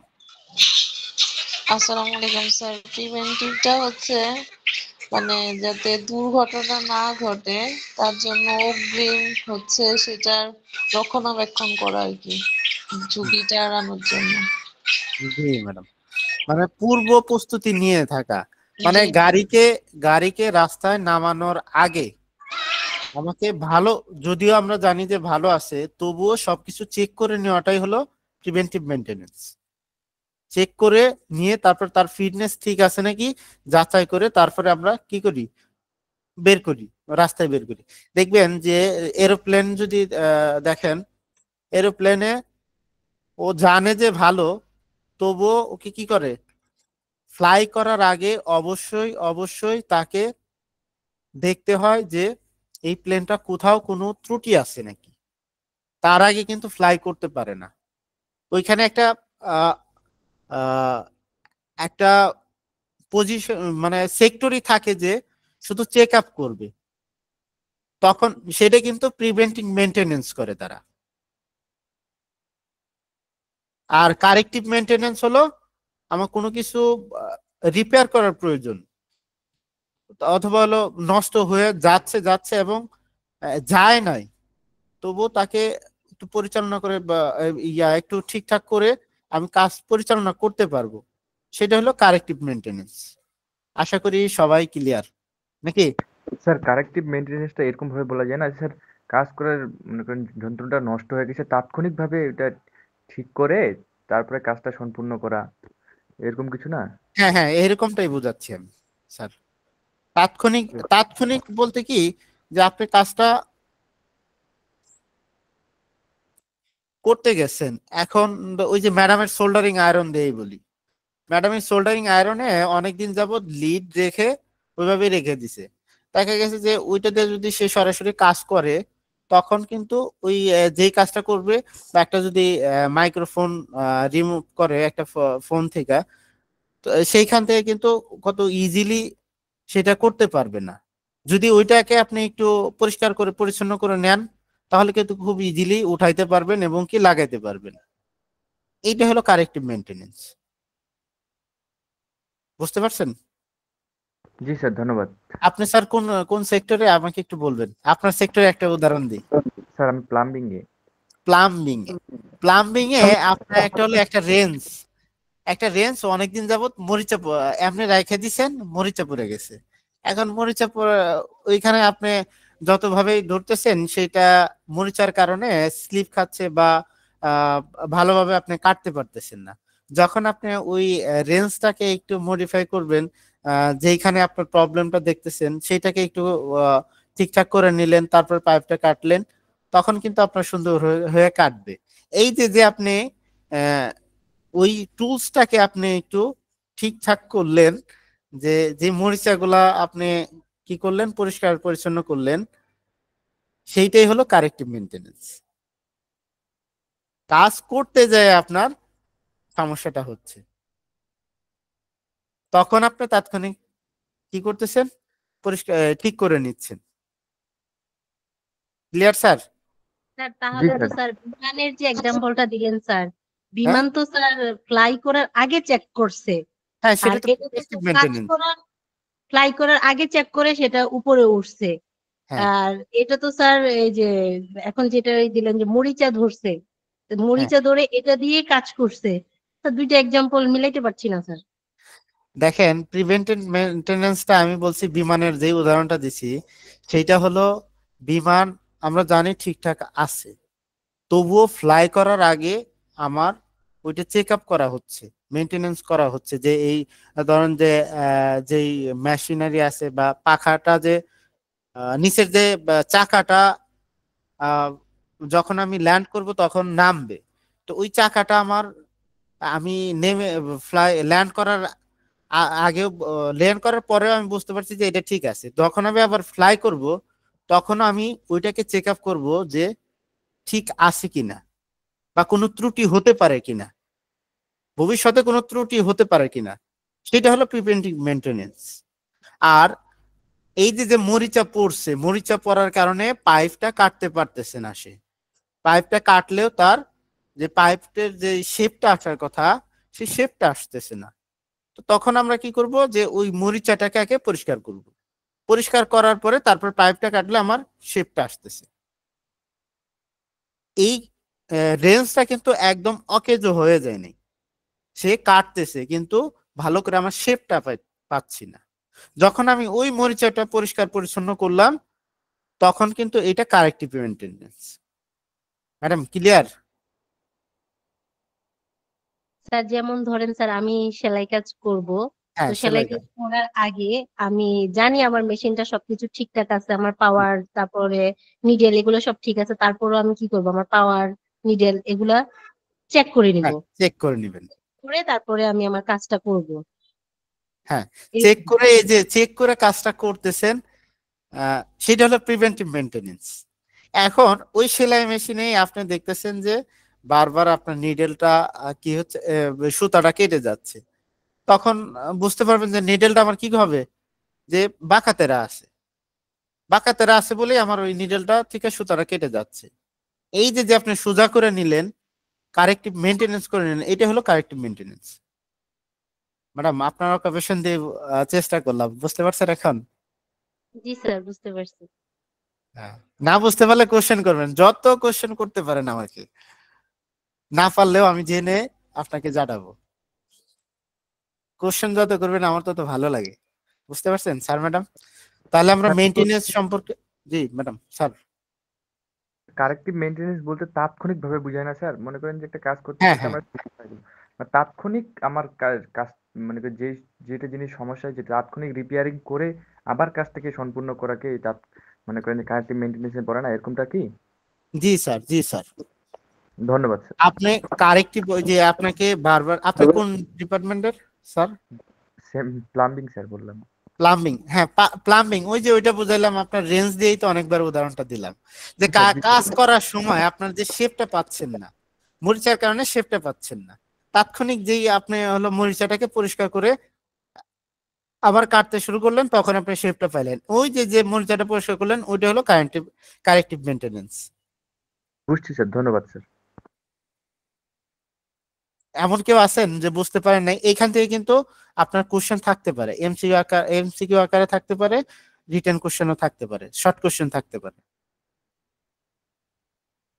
আশা করি সবাই বুঝতে পারছি আমরা, যেহেতু কোশ্চেন নাই। Quality management cycle, quality management cycle, এইখান থেকে অনেক বেশি কোশ্চেন আসে।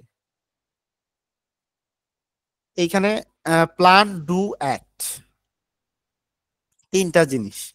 প্ল্যান কি স্যার ম্যাডাম? প্ল্যান বলতে আমরা কি বুঝি?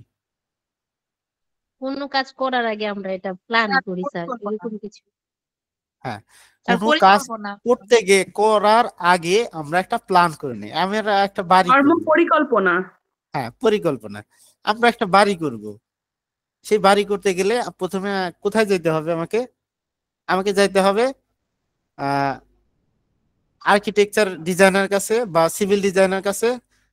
আমি কিরকম ভাবে চাই তাকে উপস্থাপন করতে হবে, সে একটা কি করে দিবে, ম্যাপ করে দিবে, যে এইটা এখানে, এইটা এইভাবে এইভাবে করলে সুন্দর হবে। এই যে যে একটা পরিকল্পনা করলো, বা আপনি একটা বাড়ি করতেছেন, যে কোথায় কোথায় যাইতে হবে আহ আপনি প্ল্যান করতে হবে, যে আমি এইখানে আগে যেতে হবে, এইখানে যেতে হবে, তাহলে আমি বাড়িটা করতে পারবো।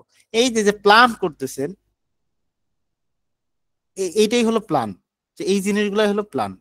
তারপরে ডু, আপনি ওই কাজটাকে যখন কাজ করতেছেন, মানে বাস্তবায়ন করবেন, বাস্তবায়ন করতে যাবেন, সেটা হলো আপনার হলো ডু। আর অ্যাক্ট, আপনি কাজে একদম অ্যাক্টিভ অবস্থায় আছেন, মানে কাজ চলতেছে, চলমান। বুঝতে পারছেন স্যার ম্যাডাম?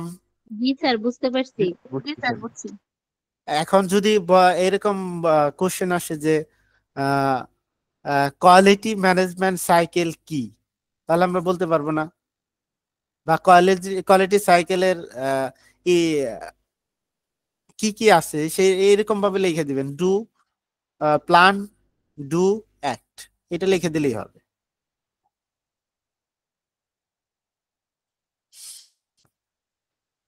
অ্যান্সারটা কি বললেন স্যার? Plan, do, at.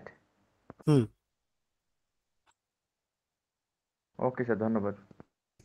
এখন এইখানে দেখেন 5ms 5m 5mটা এটা আমি কখনো দেখিনি সেরকম ভাবে যে কোনো অ্যাসেসমেন্টে আসছে, তবুও আপনারা শেখার জন্য এটা পড়বেন। 5 প্রথম এমটা হচ্ছে ম্যান পাওয়ার, তারপরে মানি, তারপরে method and system, machine, facility. Machine আপনাকে কি দিবে? ফ্যাসিলিটি দিবে। Materials and supply. তাহলে আমার একটা কাজ করতে গেলে কি লাগবে? প্রথমে লাগবে আমার ম্যান পাওয়ার, তারপরে কি লাগবে? আমার মানি লাগবে, টাকা লাগবে। ওই ম্যান পাওয়ারকে পরিচালনা করতে গেলে আমার ফিনান্সের যেই উৎস, টাকাটা আসবে কোথা থেকে, সেটা একটা উৎস লাগবে। তারপর মেথড অ্যান্ড সিস্টেম, আমি কোন মেথডে করব বা কোন সিস্টেমে করব সেটা লাগবে। তারপর মেশিন ফ্যাসিলিটি, আমি ওই কাজটা বাস্তবায়ন করতে গেলে কি কি আমার ফ্যাসিলিটি প্রয়োজন, মেশিনারি প্রয়োজন, সেটা আমার প্রয়োজন। তারপর ম্যাটেরিয়ালস অ্যান্ড সাপ্লাই, এখন এই ম্যাটেরিয়ালস গুলা কে সাপ্লাই দিবে সেটা আমার জানতে হবে, যে কোন কন্ট্রাক্টর বা কোন কোম্পানি আমাকে এই ম্যাটেরিয়ালস গুলা সাপ্লাই দিবে। ঠিক আছে, বুঝতে পারছি আমরা স্যার ম্যাডাম? জি স্যার। তো জি স্যার। আজকে আমাদের যে বইটা ছিল maintenance, training and equipment and facility, এই বিষয়গুলোতেই, এই বিষয়গুলাই নিয়ে আমাদের এই বইটা। বুঝতে পারছেন? বলেন এইখানে কার কি কোশ্চেন আছে? স্যার আমি তো একটু পরে জয়েন করছি, তো স্যার একটু আগে যদি আবার যদি করা যেত আর রিপ্লাই প্রথম থেকে একটু আর কি। আমাদের আজকে এই বইটার নাম কি হলো? Maintenance, training, equipment. এই বইটা থেকে আমরা হাউসকিপিং 5S সম্পর্কে জানছি, 5S approach in workshop keeping, এটা সম্পর্কে জানছি। শর্ট কি করতে হবে? শর্ট হলো প্রথম এস হলো শর্ট। শর্ট হলো কোনো কাজ করতে গেলে সেটাকে আমার যে হাউস কিপিং থাকে, যে একটা রুমের মধ্যে সেটা যেন হাতের কাছেই পাই, সেটাকে শর্ট করে রাখতে হবে। যে কোনো জিনিস যেটা আমি বারবার ব্যবহার করি সেটা হাতের কাছে রাখা, মানে খুঁজতে না হয়, সেটা হলো শর্ট। তারপরে সিস্টেমালাইজ, আমার ওই ইকুইপমেন্ট গুলা সিস্টেমের মধ্যে রাখতে হবে। যে যদি আমার কোনো মেশিন বা ইলেকট্রিক্যাল শপ হয়, সেইখানে আমার কি করতে হবে? যে র্যাকের মধ্যে কোনটায় কোন টুলস আছে সেগুলা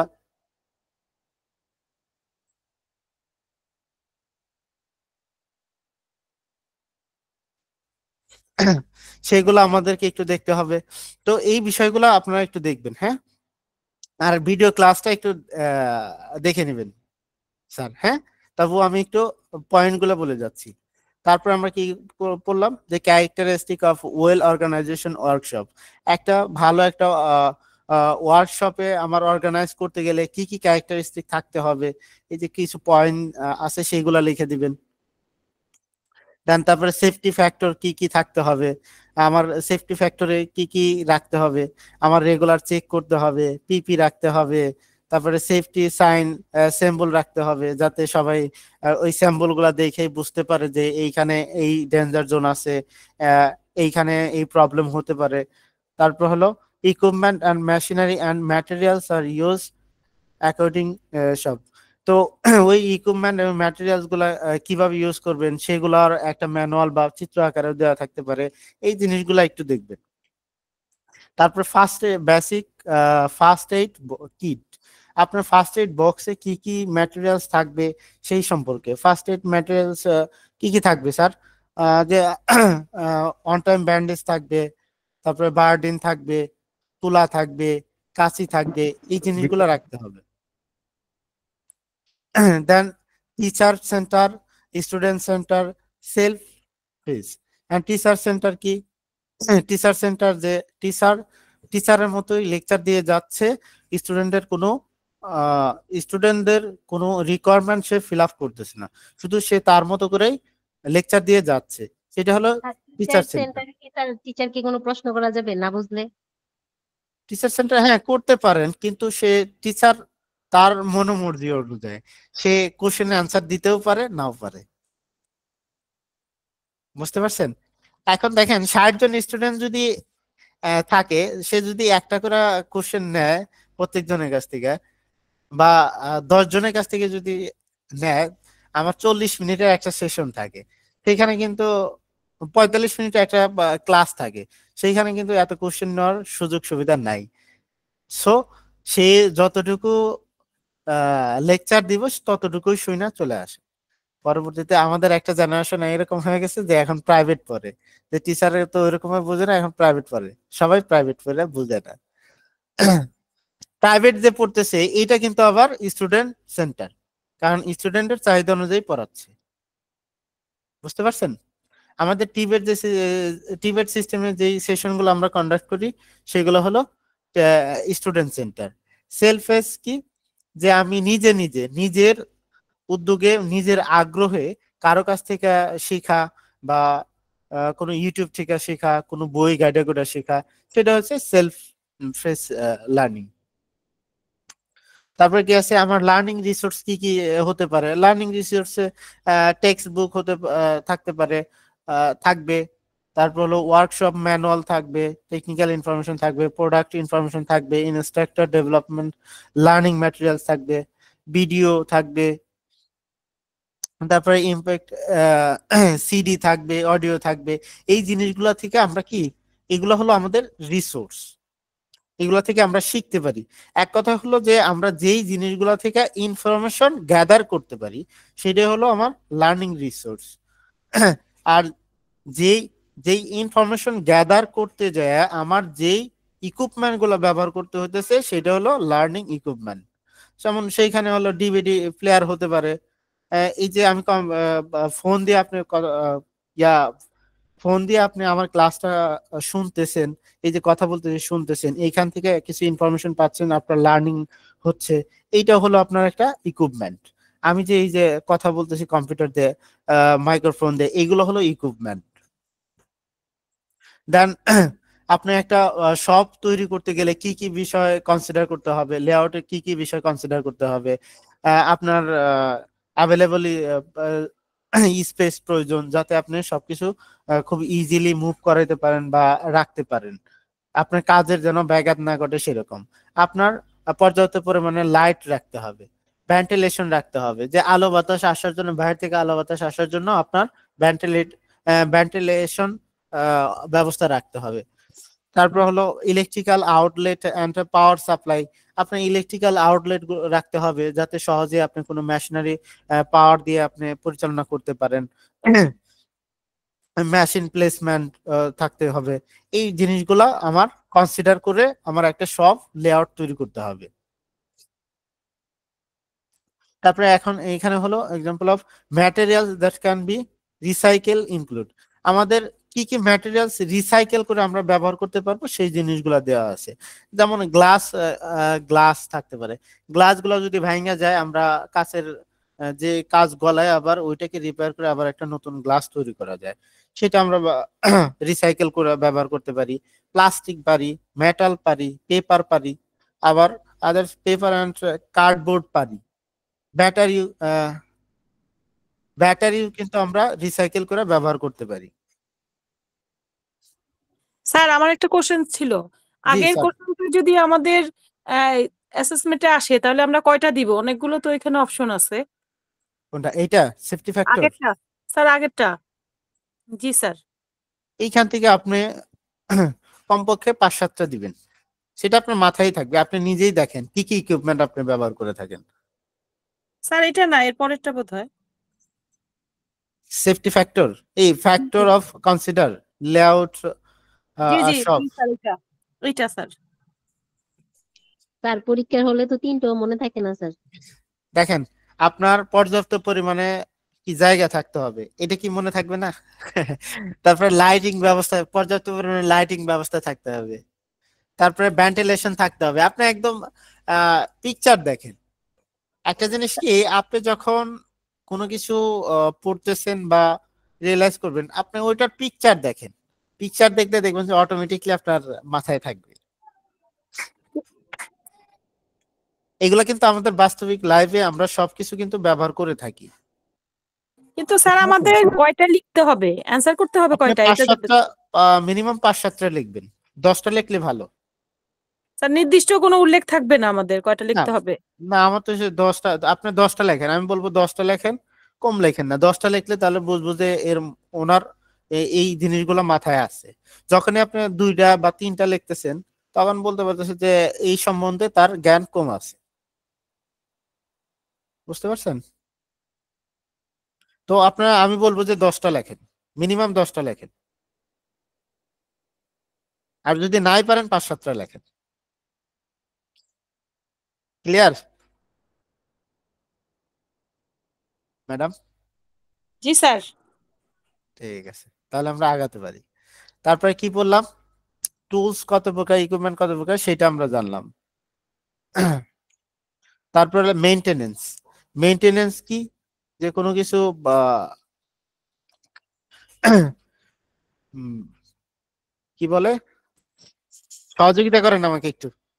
মেইনটেনেন্স কি বলেন কেউ একজন?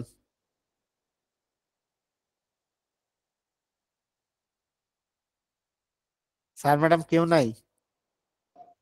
স্যার স্যার মেশিনের রক্ষণাবেক্ষণ। আজকাল উচিত হলো যে প্রতিরোধমূলক যে ব্যবস্থা নেওয়া হয়, মেশিনের যত্ন, ভাই মাসে চুপ করুন, প্রতিরোধমূলক যে ব্যবস্থা নেওয়া হয় যার মাধ্যমে, যেরকম আমি কেএসএমওর উপর ট্রেনিং করেছি, তো আমার মেশিন ইউজ মানে যাতে মেশিনের ইয়েটা ভালো টেম্পার বেশি দিন থাকে, এটার জন্য তার যে যত্নায়ন করা হবে এবং কোনো হ্যাঁ প্রবলেম ক্রিয়েট হওয়ার আগে যে ব্যবস্থা নেওয়া কিংবা তাকে প্রতিনিয়ত পরিচ্ছন্ন পরিষ্কার রাখা এবং কোনো প্রবলেম হওয়া সৃষ্টির আগেই যদি আমরা ওটাকে সবসময়ের জন্য মানে মনিটরিং এর উপর রাখি, তাহলে দেখা যাচ্ছে আহ মানে জিনিসটা নষ্ট হবে না এবং ওর আয়ুষ্কালটা বৃদ্ধি পাবে।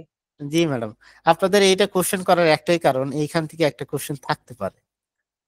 টাইপ অফ মেইনটেনেন্স এখানে থাকতে পারে। What what do means preventive maintenance, এরকম কোশ্চেন থাকতে পারে। বা corrective maintenance, what do means corrective maintenance, এরকম থাকতে পারে। তো সেই কারণে কিন্তু আমি এখানে একটু জোর বেশি দিলাম।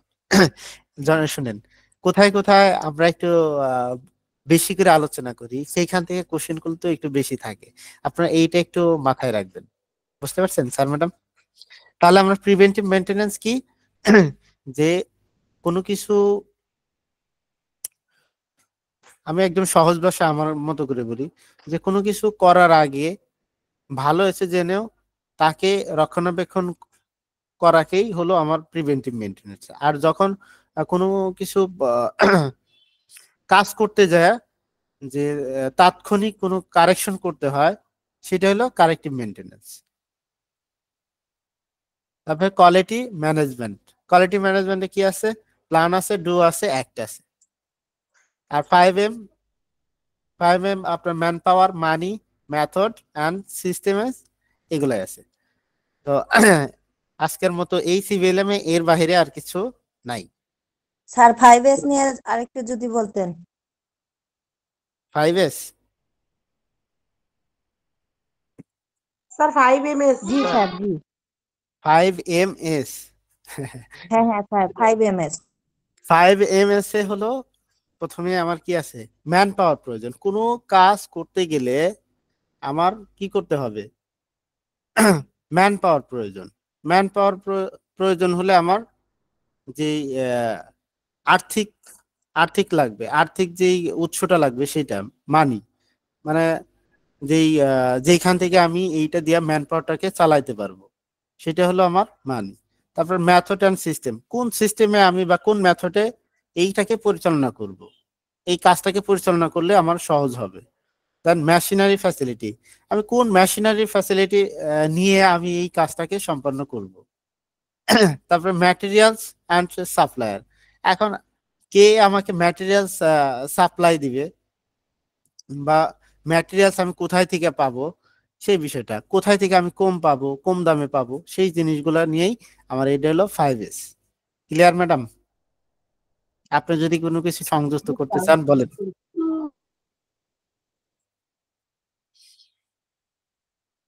আনোয়ারা ম্যাডাম, বুঝতে পারছি। স্যার জি স্যার, আলহামদুলিল্লাহ বুঝতে পারছি। আপনি টুলস 3 প্রকার বলেছেন।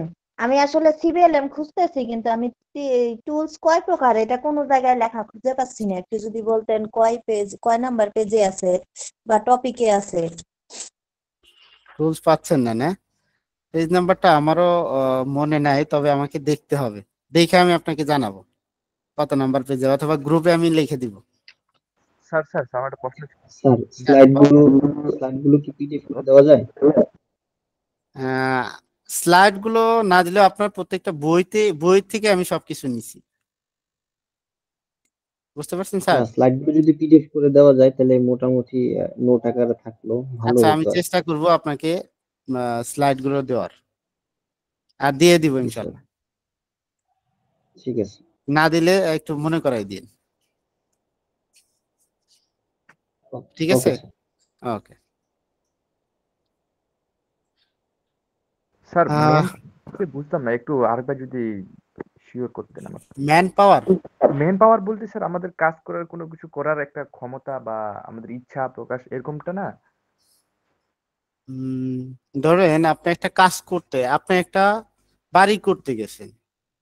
বাড়ি করতে গেলে আপনার কি লাগবে স্যার? স্যার আপনাকে কি বলছি, বাড়ি করতে গেলে কি লাগবে?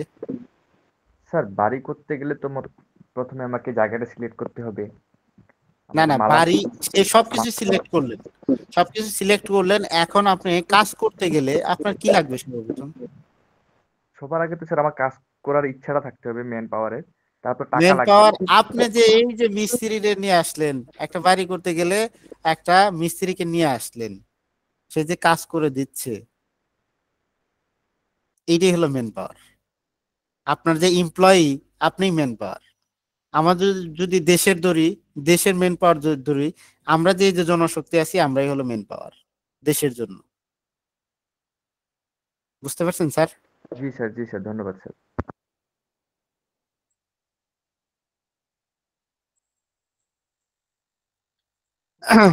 আশা করি আর কারো কোনো কোশ্চেন আছে। আজকে আমাদের এই সিভিএলএমটাতে এই পর্যন্ত, আর কিছু এর বাইরে কিছু নাই।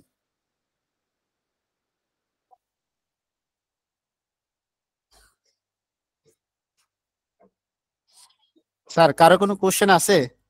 না নয়তো স্যার, আমরা না। এইখানেই এইখানেই এইখানেই না স্যার, সমস্ত নাই। আলোচনা করবো। আর কোনো কোশ্চেন নাই। তাহলে আমি কি একটু আপনাদেরকে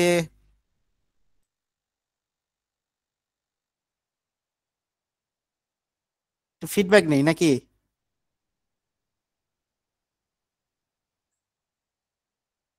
নোবেল রায় স্যার, আজকে জি আমরা স্যার। কি কি শিখলাম একটু বলবেন?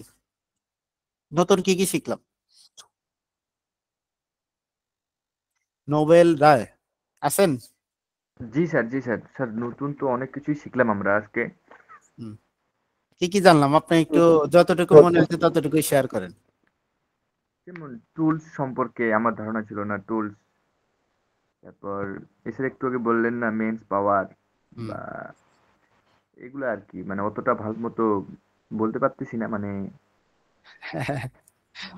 আমি না বোঝার মতো কিছু বলছিলাম, আমি তো খুব সুন্দর করে এক্সপ্লেন করলাম আপনাদের মতো।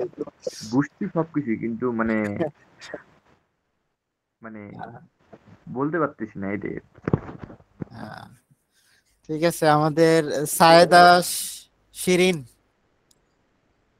স্যার যদি একটু বলতেন আপনার কি শিখলাম, একটু এক্সপিরিয়েন্স, এর থেকে কি ইনফরমেশন আজকে পাইলাম, একটু যদি আমাদের সাথে শেয়ার করতেন। সায়েদা শিরিন স্যার।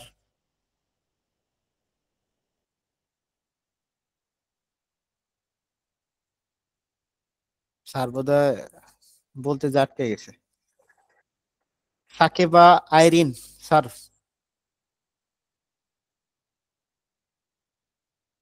সাকিবা আইরিন। জি স্যার।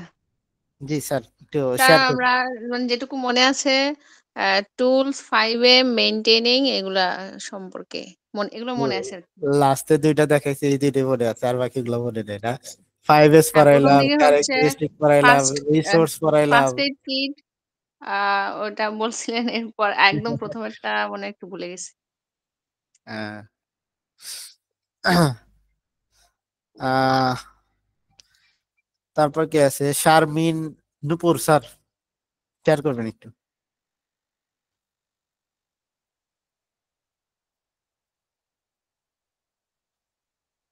ম্যাডাম মনে হয় নাই।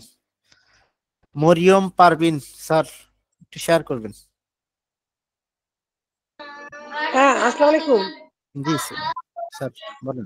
স্যার। আজকে তো আমরা আসলে অনেকগুলা বিষয় করছি স্যার। আমি অন্য দিন নোট করি স্যার, আজকে আমার মেয়েদের পড়াতে বসাতে শুনছি তো, কিন্তু বিষয়গুলো আমার মোটামুটি মনে আছে, যেগুলো বলতেছি স্যার। মেইন যেরকম তুমি কেন জোরে জোরে বলতো স্যার? আচ্ছা ঠিক আছে, থ্যাংক ইউ ম্যাডাম, আপনি একটু দেখে নেবেন যদি প্রবলেম স্টুডেন্ট, হয়। না স্যার আমি অন্য রুমে আসছি। ওই স্টুডেন্ট ট্রেনিং, টিচারদের রুলস সিলেবাস কিংবা টিচারদের ইচ্ছা মতো যে ট্রেনিং গুলো নেওয়া হয়, সেটা হচ্ছে টিচার্স ট্রেনিং এবং teacher centre, student centre, student centre যেটা ওই যে স্টুডেন্টদেরকে উদ্দেশ্যে যে ট্রেনিং সেন্টার গুলো, যেরকম আমরা যে ট্রেনিং গুলো প্রফেশনাল, এই আপনার ডিটিসি থেকে যেমন কেএসএম এর উপর ট্রেনিং, স্কিল ট্রেনিং যেগুলো হচ্ছে স্টুডেন্টদেরকে ফোকাস করে যে ট্রেনিং গুলো আমরা গ্রহণ করতেছি। আর একটা হচ্ছে সেলফ ট্রেনিং সেন্টার, যেরকম আমি হয়তো যে কোনো একজন বিভিন্ন সোর্সের মাধ্যমে ট্রেনিং নিজে গ্রহণ করলো, যেমন ইউটিউব আছে কিংবা অনলাইনে ক্লাস করার মাধ্যমে কিংবা অফলাইন, মানে আলাদা করে হচ্ছে স্টুডেন্ট ট্রেনিং সেন্টার। আর মেইনটেনেন্স শিখেছি স্যার, একটা প্রতিষ্ঠানে যদি মানে একটা যদি করতে হয়, কোনো কিছু অর্গানাইজ করতে হয়, তাহলে আমাদের 5 MS করতে হবে, যেন ম্যান পাওয়ার থাকতে হবে, তারপরে আপনার মানি থাকতে হবে, তারপরে মডিউলটা থাকতে হবে, কোন মেথড আমরা এটাকে করব, কাজটাকে ফোকাস করব, এরকম বিষয়। আর মেইনটেনেন্স বলতে স্যার কিভাবে একটা মেশিন কিংবা যে সেক্টরে আমরা করতে চাই সেই মেশিনারিজ গুলা, সেগুলাকে কিভাবে আমরা করব, মানে মেইনটেইন করব, এরকম। আর এই তো স্যার মূল বিষয়। থ্যাংক ইউ অনেক ম্যাডাম, কিছু শিখেছি, ক্লিয়ারলি শিখেছি স্যার, আলহামদুলিল্লাহ। ক্লিয়ারলি শিখছেন না? স্যার আমি আমার বাচ্চাদের সাথে চিল্লাচিল্লির সময় মানে কোনো এক সময় অন হয়ে গেছে, সরি সবার কাছে। না না সমস্যা নেই ম্যাডাম, একটু বিষয়গুলো খেয়াল না, রাখবেন তাই। আমার 3টা বেবি স্যার, আমার 3টা বেবি, 3টাই ছোট ছোট, একেবারে পর পর, মানে একটার সাথে একটা মারামারি করে একটু পর পর, মানে খুবই একটা, মানে মাঝে মাঝে খারাপ কথা মুখ দিয়ে বের হয়ে আসে, এই জন্য আমি সরি। ঠিক আছে ম্যাডাম। যাই হোক, আমরা এখনো কথা বলি নাই, এরকম কে আছে এই সেশনে? আমরা একটাও কথা বলি নাই, কে আছি বলেন তো?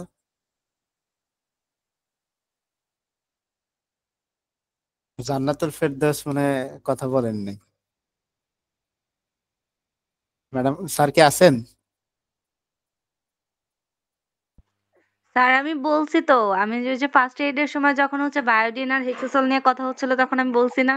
সরি সরি ম্যাডাম, আমি হয়তো খেয়াল করি নাই, তবে একটু বলেন যে আমরা আজকে কি কি শিখলাম।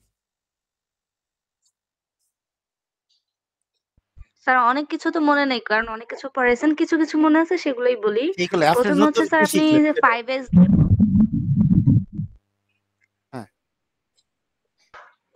স্যার নতুন কিছু যদি আমি বলি, তাহলে আমি বলবো যে অনেক কিছুই নতুন ছিল, যেমন হচ্ছে টিচার সেন্টার ছিল, স্টুডেন্ট সেন্টার ছিল, সেলফ সেন্টার ছিল মেবি একটা।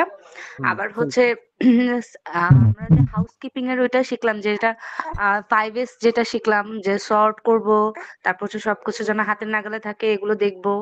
তারপর হচ্ছে মেইনটেনেন্স, যেটা যে প্রিভেন্টিভ মেইনটেনেন্স আর কারেক্টিভ মেইনটেনেন্স, এটা আমি আগে জানতাম না, এটাও আজকে আমরা জানলাম। তারপর হচ্ছে ফার্স্ট এইডে আমরা যে ওষুধ রাখবো না, এই জিনিসটা আগে জানতাম না, যে কোনো ওষুধ রাখতে যাবে না, সেটাও আজকে আমরা জানলাম। তারপর আর অনেক কিছু শিখছি স্যার, অনেক কিছু মনে নেই। থ্যাংক ইউ, যতটুকু মনে আছে ততটুকুই আলহামদুলিল্লাহ। তবুও একটু দেখে নেবেন, হ্যাঁ বইটা একটু সিভিলামটা দেখে নিন। সর্বশেষ নিজে থেকে কে বলতে চান বলেন?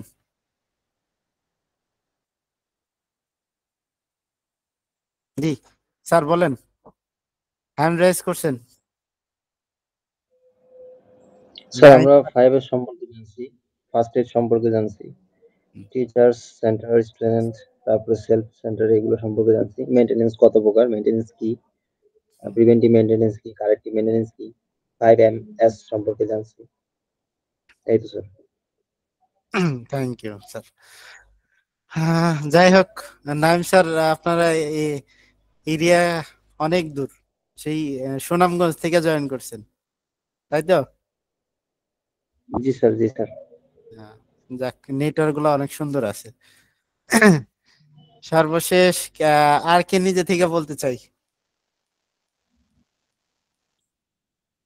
আনোয়ারা বিনতে সাইফুন ম্যাডাম আছেন?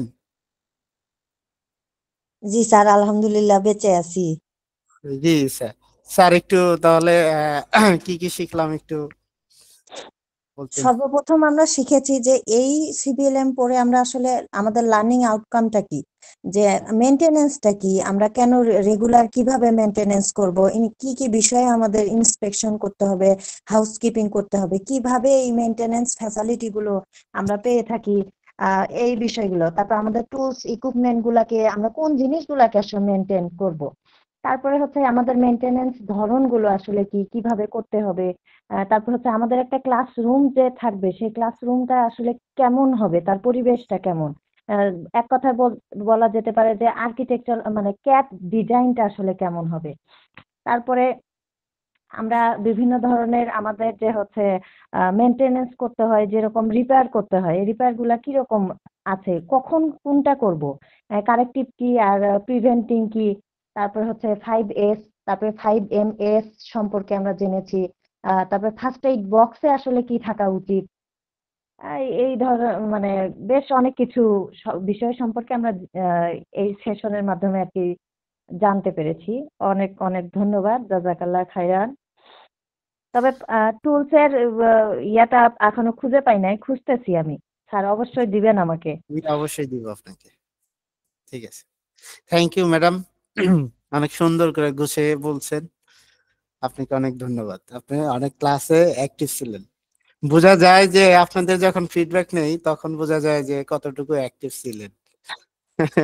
এই জন্যই আমি কিন্তু ফিডব্যাকটা নেই আপনাদের কাছ থেকে। শুধু আমি বকবক করে গেলাম, কিছুই বুঝলেন না, তাহলে হইলো? তাহলে আপনারও সময় নষ্ট, আমারও সময় নষ্ট। কিছু হইলেও নিতে পারেন, সেই জন্যই আমিও চেষ্টা করি আপনারও আগ্রহটা থাকতে হবে। ঠিক আছে, তাহলে আজকে এইখানে আল্লাহ হাফেজ। আগামীকাল আপনাদের maintain and enhance technical competency, এটা নিয়ে আলোচনা করব।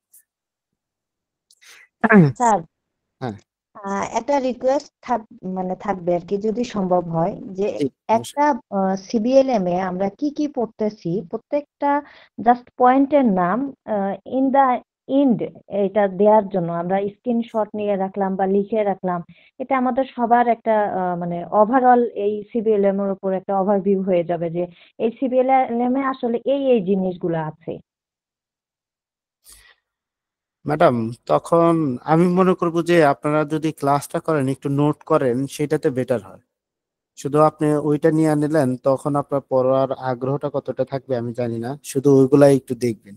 যখন আপনি এটা একটু খুঁজতেছেন বইতে, যে নোট করে রাখতেছেন, আপনার মাথায় ধরবো ভালো। যদি ওইটা আমি দেয়া দেই, আমি চাইলে দিতে পারি, হয়তো আমি একটা স্লাইডে দিতে পারি, তবে আমার মনে হয় যে আপনারা যদি নোট করেন ক্লাসে, সেটা বেটার হয়।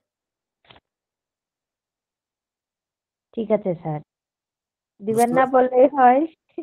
না, আমি আমি আমি চাইলে, আপনার চাইলে দিতে পারি, কিন্তু আমার মনে আমি হয় যে স্যার আপনারা মজা যদি করে নোট বলছি। করেন, আপনারা যদি নোট করেন সেটা বেটার হয়। আমি আপনাদেরকে আমার এক্সপিরিয়েন্স থেকে শেয়ার করতে পারি, সেটা হলো নোট করাটা বেটার। আপনি যাই করেন, নোট করেন। কারণ আহ, বই সিবিএলএম আর হলো, আমি যে কথাটা বলতেছি, আমি অনেক উদাহরণ দিয়ে অনেক কিছু বোঝানোর চেষ্টা করতেছি, কিন্তু সিবিএলএম এ কিন্তু এতটা উদাহরণ দিয়ে বোঝানোর চেষ্টা বোঝায় না, বুঝতে পারবেন না। শুধু শুধু তাহলে কিন্তু মেন্টর প্রয়োজন হওয়ার দরকার ছিল না। যাই হোক ম্যাডাম, যদি চান আমি দিব, সমস্যা নেই। আপনাকে দিব, ইনশাল্লাহ সবাইকে দিব। আপনাদের এইখানে অ্যাডাল্ট লার্নার, সেক্ষেত্রে আপনাদের আপনি ওই যেদিকে যে যে সুবিধা। পিপিটিটা আপনি ফলো করছেন, ওই পিপিটিটা যদি আমাদেরকে প্রত্যেকদিন এটা প্রতিদিন দিয়ে দেন, ওটা ভালো হয়। জি ম্যাডাম, যে পিপিটিটা আপনি ফলো করছেন আর কি। প্রত্যেকদিন যেটা আমাদেরকে ক্লাসে যে পিপিটি শো করে পড়াচ্ছেন ওটা যদি আমাদেরকে দিয়ে দেন ক্লাস শেষে, তাহলে ওটা আমরা ফলো করতে পারবো। ঠিক আছে, সেক্ষেত্রে ওই আমি এটা আলাদা করে করো না কিছু। ঠিক আছে ম্যাডাম, আমি এটা দিয়ে দিব আপনাদের। ওকে স্যার ক্লাসে আমাদের যে 5 নাম্বার যে সিবিএলএমটা এটা কি মানে কালকে মানে ওটা তো মনে হয় পড়ানো হয় নাই, মানে আমি maintain training and equipment and facility এইটা পড়াইলাম আজকে। না, এটা তো আজকে পড়াচ্ছে, মানে আপনি তো আগামীকাল 7 নাম্বারটা পড়াতে চাচ্ছেন, কিন্তু 6 number maintain and enhance technical competency ও প্রফেশনাল কম্পিটেন্সির কথা বলতেছেন না? Maintain and enhance professional practice. Professional practice, হ্যাঁ সেটাও দেখাবো। মানে এটা তো আমাদের 5 নাম্বার ছিল, কিন্তু আমরা তো মনে হয় আজকে 6 নাম্বারটা পড়েছি। হ্যাঁ হ্যাঁ, তাহলে 5 নাম্বারটা কি কালকে পড়বো? হ্যাঁ মেইনটেন্স ইনহ্যান্স টেকনিক্যাল কম্পিটেন্সি এইটা, আর হলো ইয়াটা দেখবো আমরা প্রফেশনাল। বুঝতে পারছি, এটা ছোট ছোট, খুবই ছোট ছোট। ঠিক আছে, আপনাদের যদি আর কোনো কোশ্চেন না থাকে তাহলে এইখানেই আল্লাহ হাফেজ। আশা করি কারো কোনো কোশ্চেন। আল্লাহ হাফেজ sir, good night. Good night. আমার জন্য দোয়া করবেন, আপনাদের সবার জন্য দোয়া রইল। আল্লাহ হাফেজ। স্যার আপনি যে কটা আর কি চলে গেছে মনে হয়। কিন্তু স্যার বলে গেল না স্যারের জন্য কি জন্য দোয়া করব, স্যারের বিয়ের জন্য, স্যারের সকলের জন্য, চাকরির জন্য, না কিসের জন্য? তাহলে তাকে বলতাম স্যার যে কটা ক্লাস দিয়েছে সে কটা ক্লাসের যে পিপিটিটা দেওয়ার জন্য। স্যার কি বিয়ে করেনি? আপুরা সেটাই তো জিজ্ঞাসা করা লাগতো যে স্যার আমরা উল্লেখ করে বলেন কিসের জন্য দোয়া করব। আপু আপুরা হ্যালো জি জি বলেন। আপু, ওই যে আজকে যে ম্যাডাম ক্লাসে যে প্রশ্নগুলো দিছে এগুলো কি সবাই নোট করছেন? ম্যাডাম কি এগুলা কালকে নোট নিবে?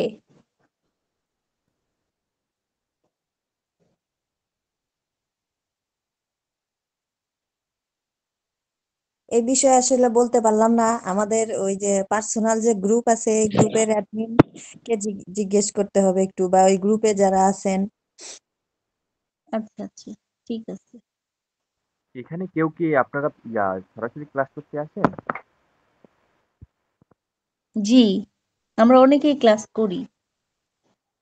আজকে আসছিলেন কি এখানকার কেউ? জি জি, আমি আসছিলাম। আপনি আসছিলেন? বুঝলাম না কথাটা। ঠিক আছে, আজকে আমিও গেছিলাম তো তার জন্যই বললাম আর কি। ও এখানে আচ্ছা কি আচ্ছা, হ্যাঁ হ্যাঁ। এখন ওই যে ম্যাডাম যে প্রশ্নগুলো দিছে এগুলো কি লিখতে বলছে না, মানে নোট করে নিয়ে যেতে বলছে না?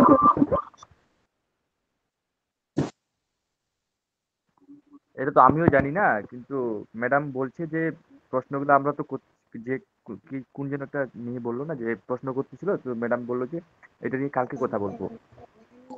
হ্যাঁ হ্যাঁ হ্যাঁ। আর ম্যাডামকে আমি বলছিলাম যে এটার উত্তর কোথায় পাবো, বলছে যে উনাকে নক দিতে, তাহলে উনি অ্যান্সার দিয়ে দিবে। জি, মানে আমি নতুন জয়েন করছি তো ক্লাসে। আসসালামু আলাইকুম আপু, আপনাদের 2টা থেকেই শুরু হয়? জি আপু, আপনাদের যে অফলাইন ক্লাস এটা কি 2টা থেকে শুরু হয়? না আপু, এমনিতে তো প্রতিদিন 3টা থেকে 5টা, কিন্তু আগামী কালকে হবে 3 নাম্বার ভবনে দুপুর 2টা থেকে বসছে, 5 তলায়। 3টা থেকে কি এই 2 দিন হয়েছিল? জি জি জি, 3টা থেকে হয়েছে, 3টা থেকে 5টা। আর আগামী কালকে থেকে হবে 2টা থেকে, মানে আগামী কালকে বলতে 2টা থেকে যাইতে। আচ্ছা ঠিক আছে আপু। জি আচ্ছা আপু। আচ্ছা, তবে সবাই ভালো থাকেন। আল্লাহ হাফেজ। আসসালামু আলাইকুম।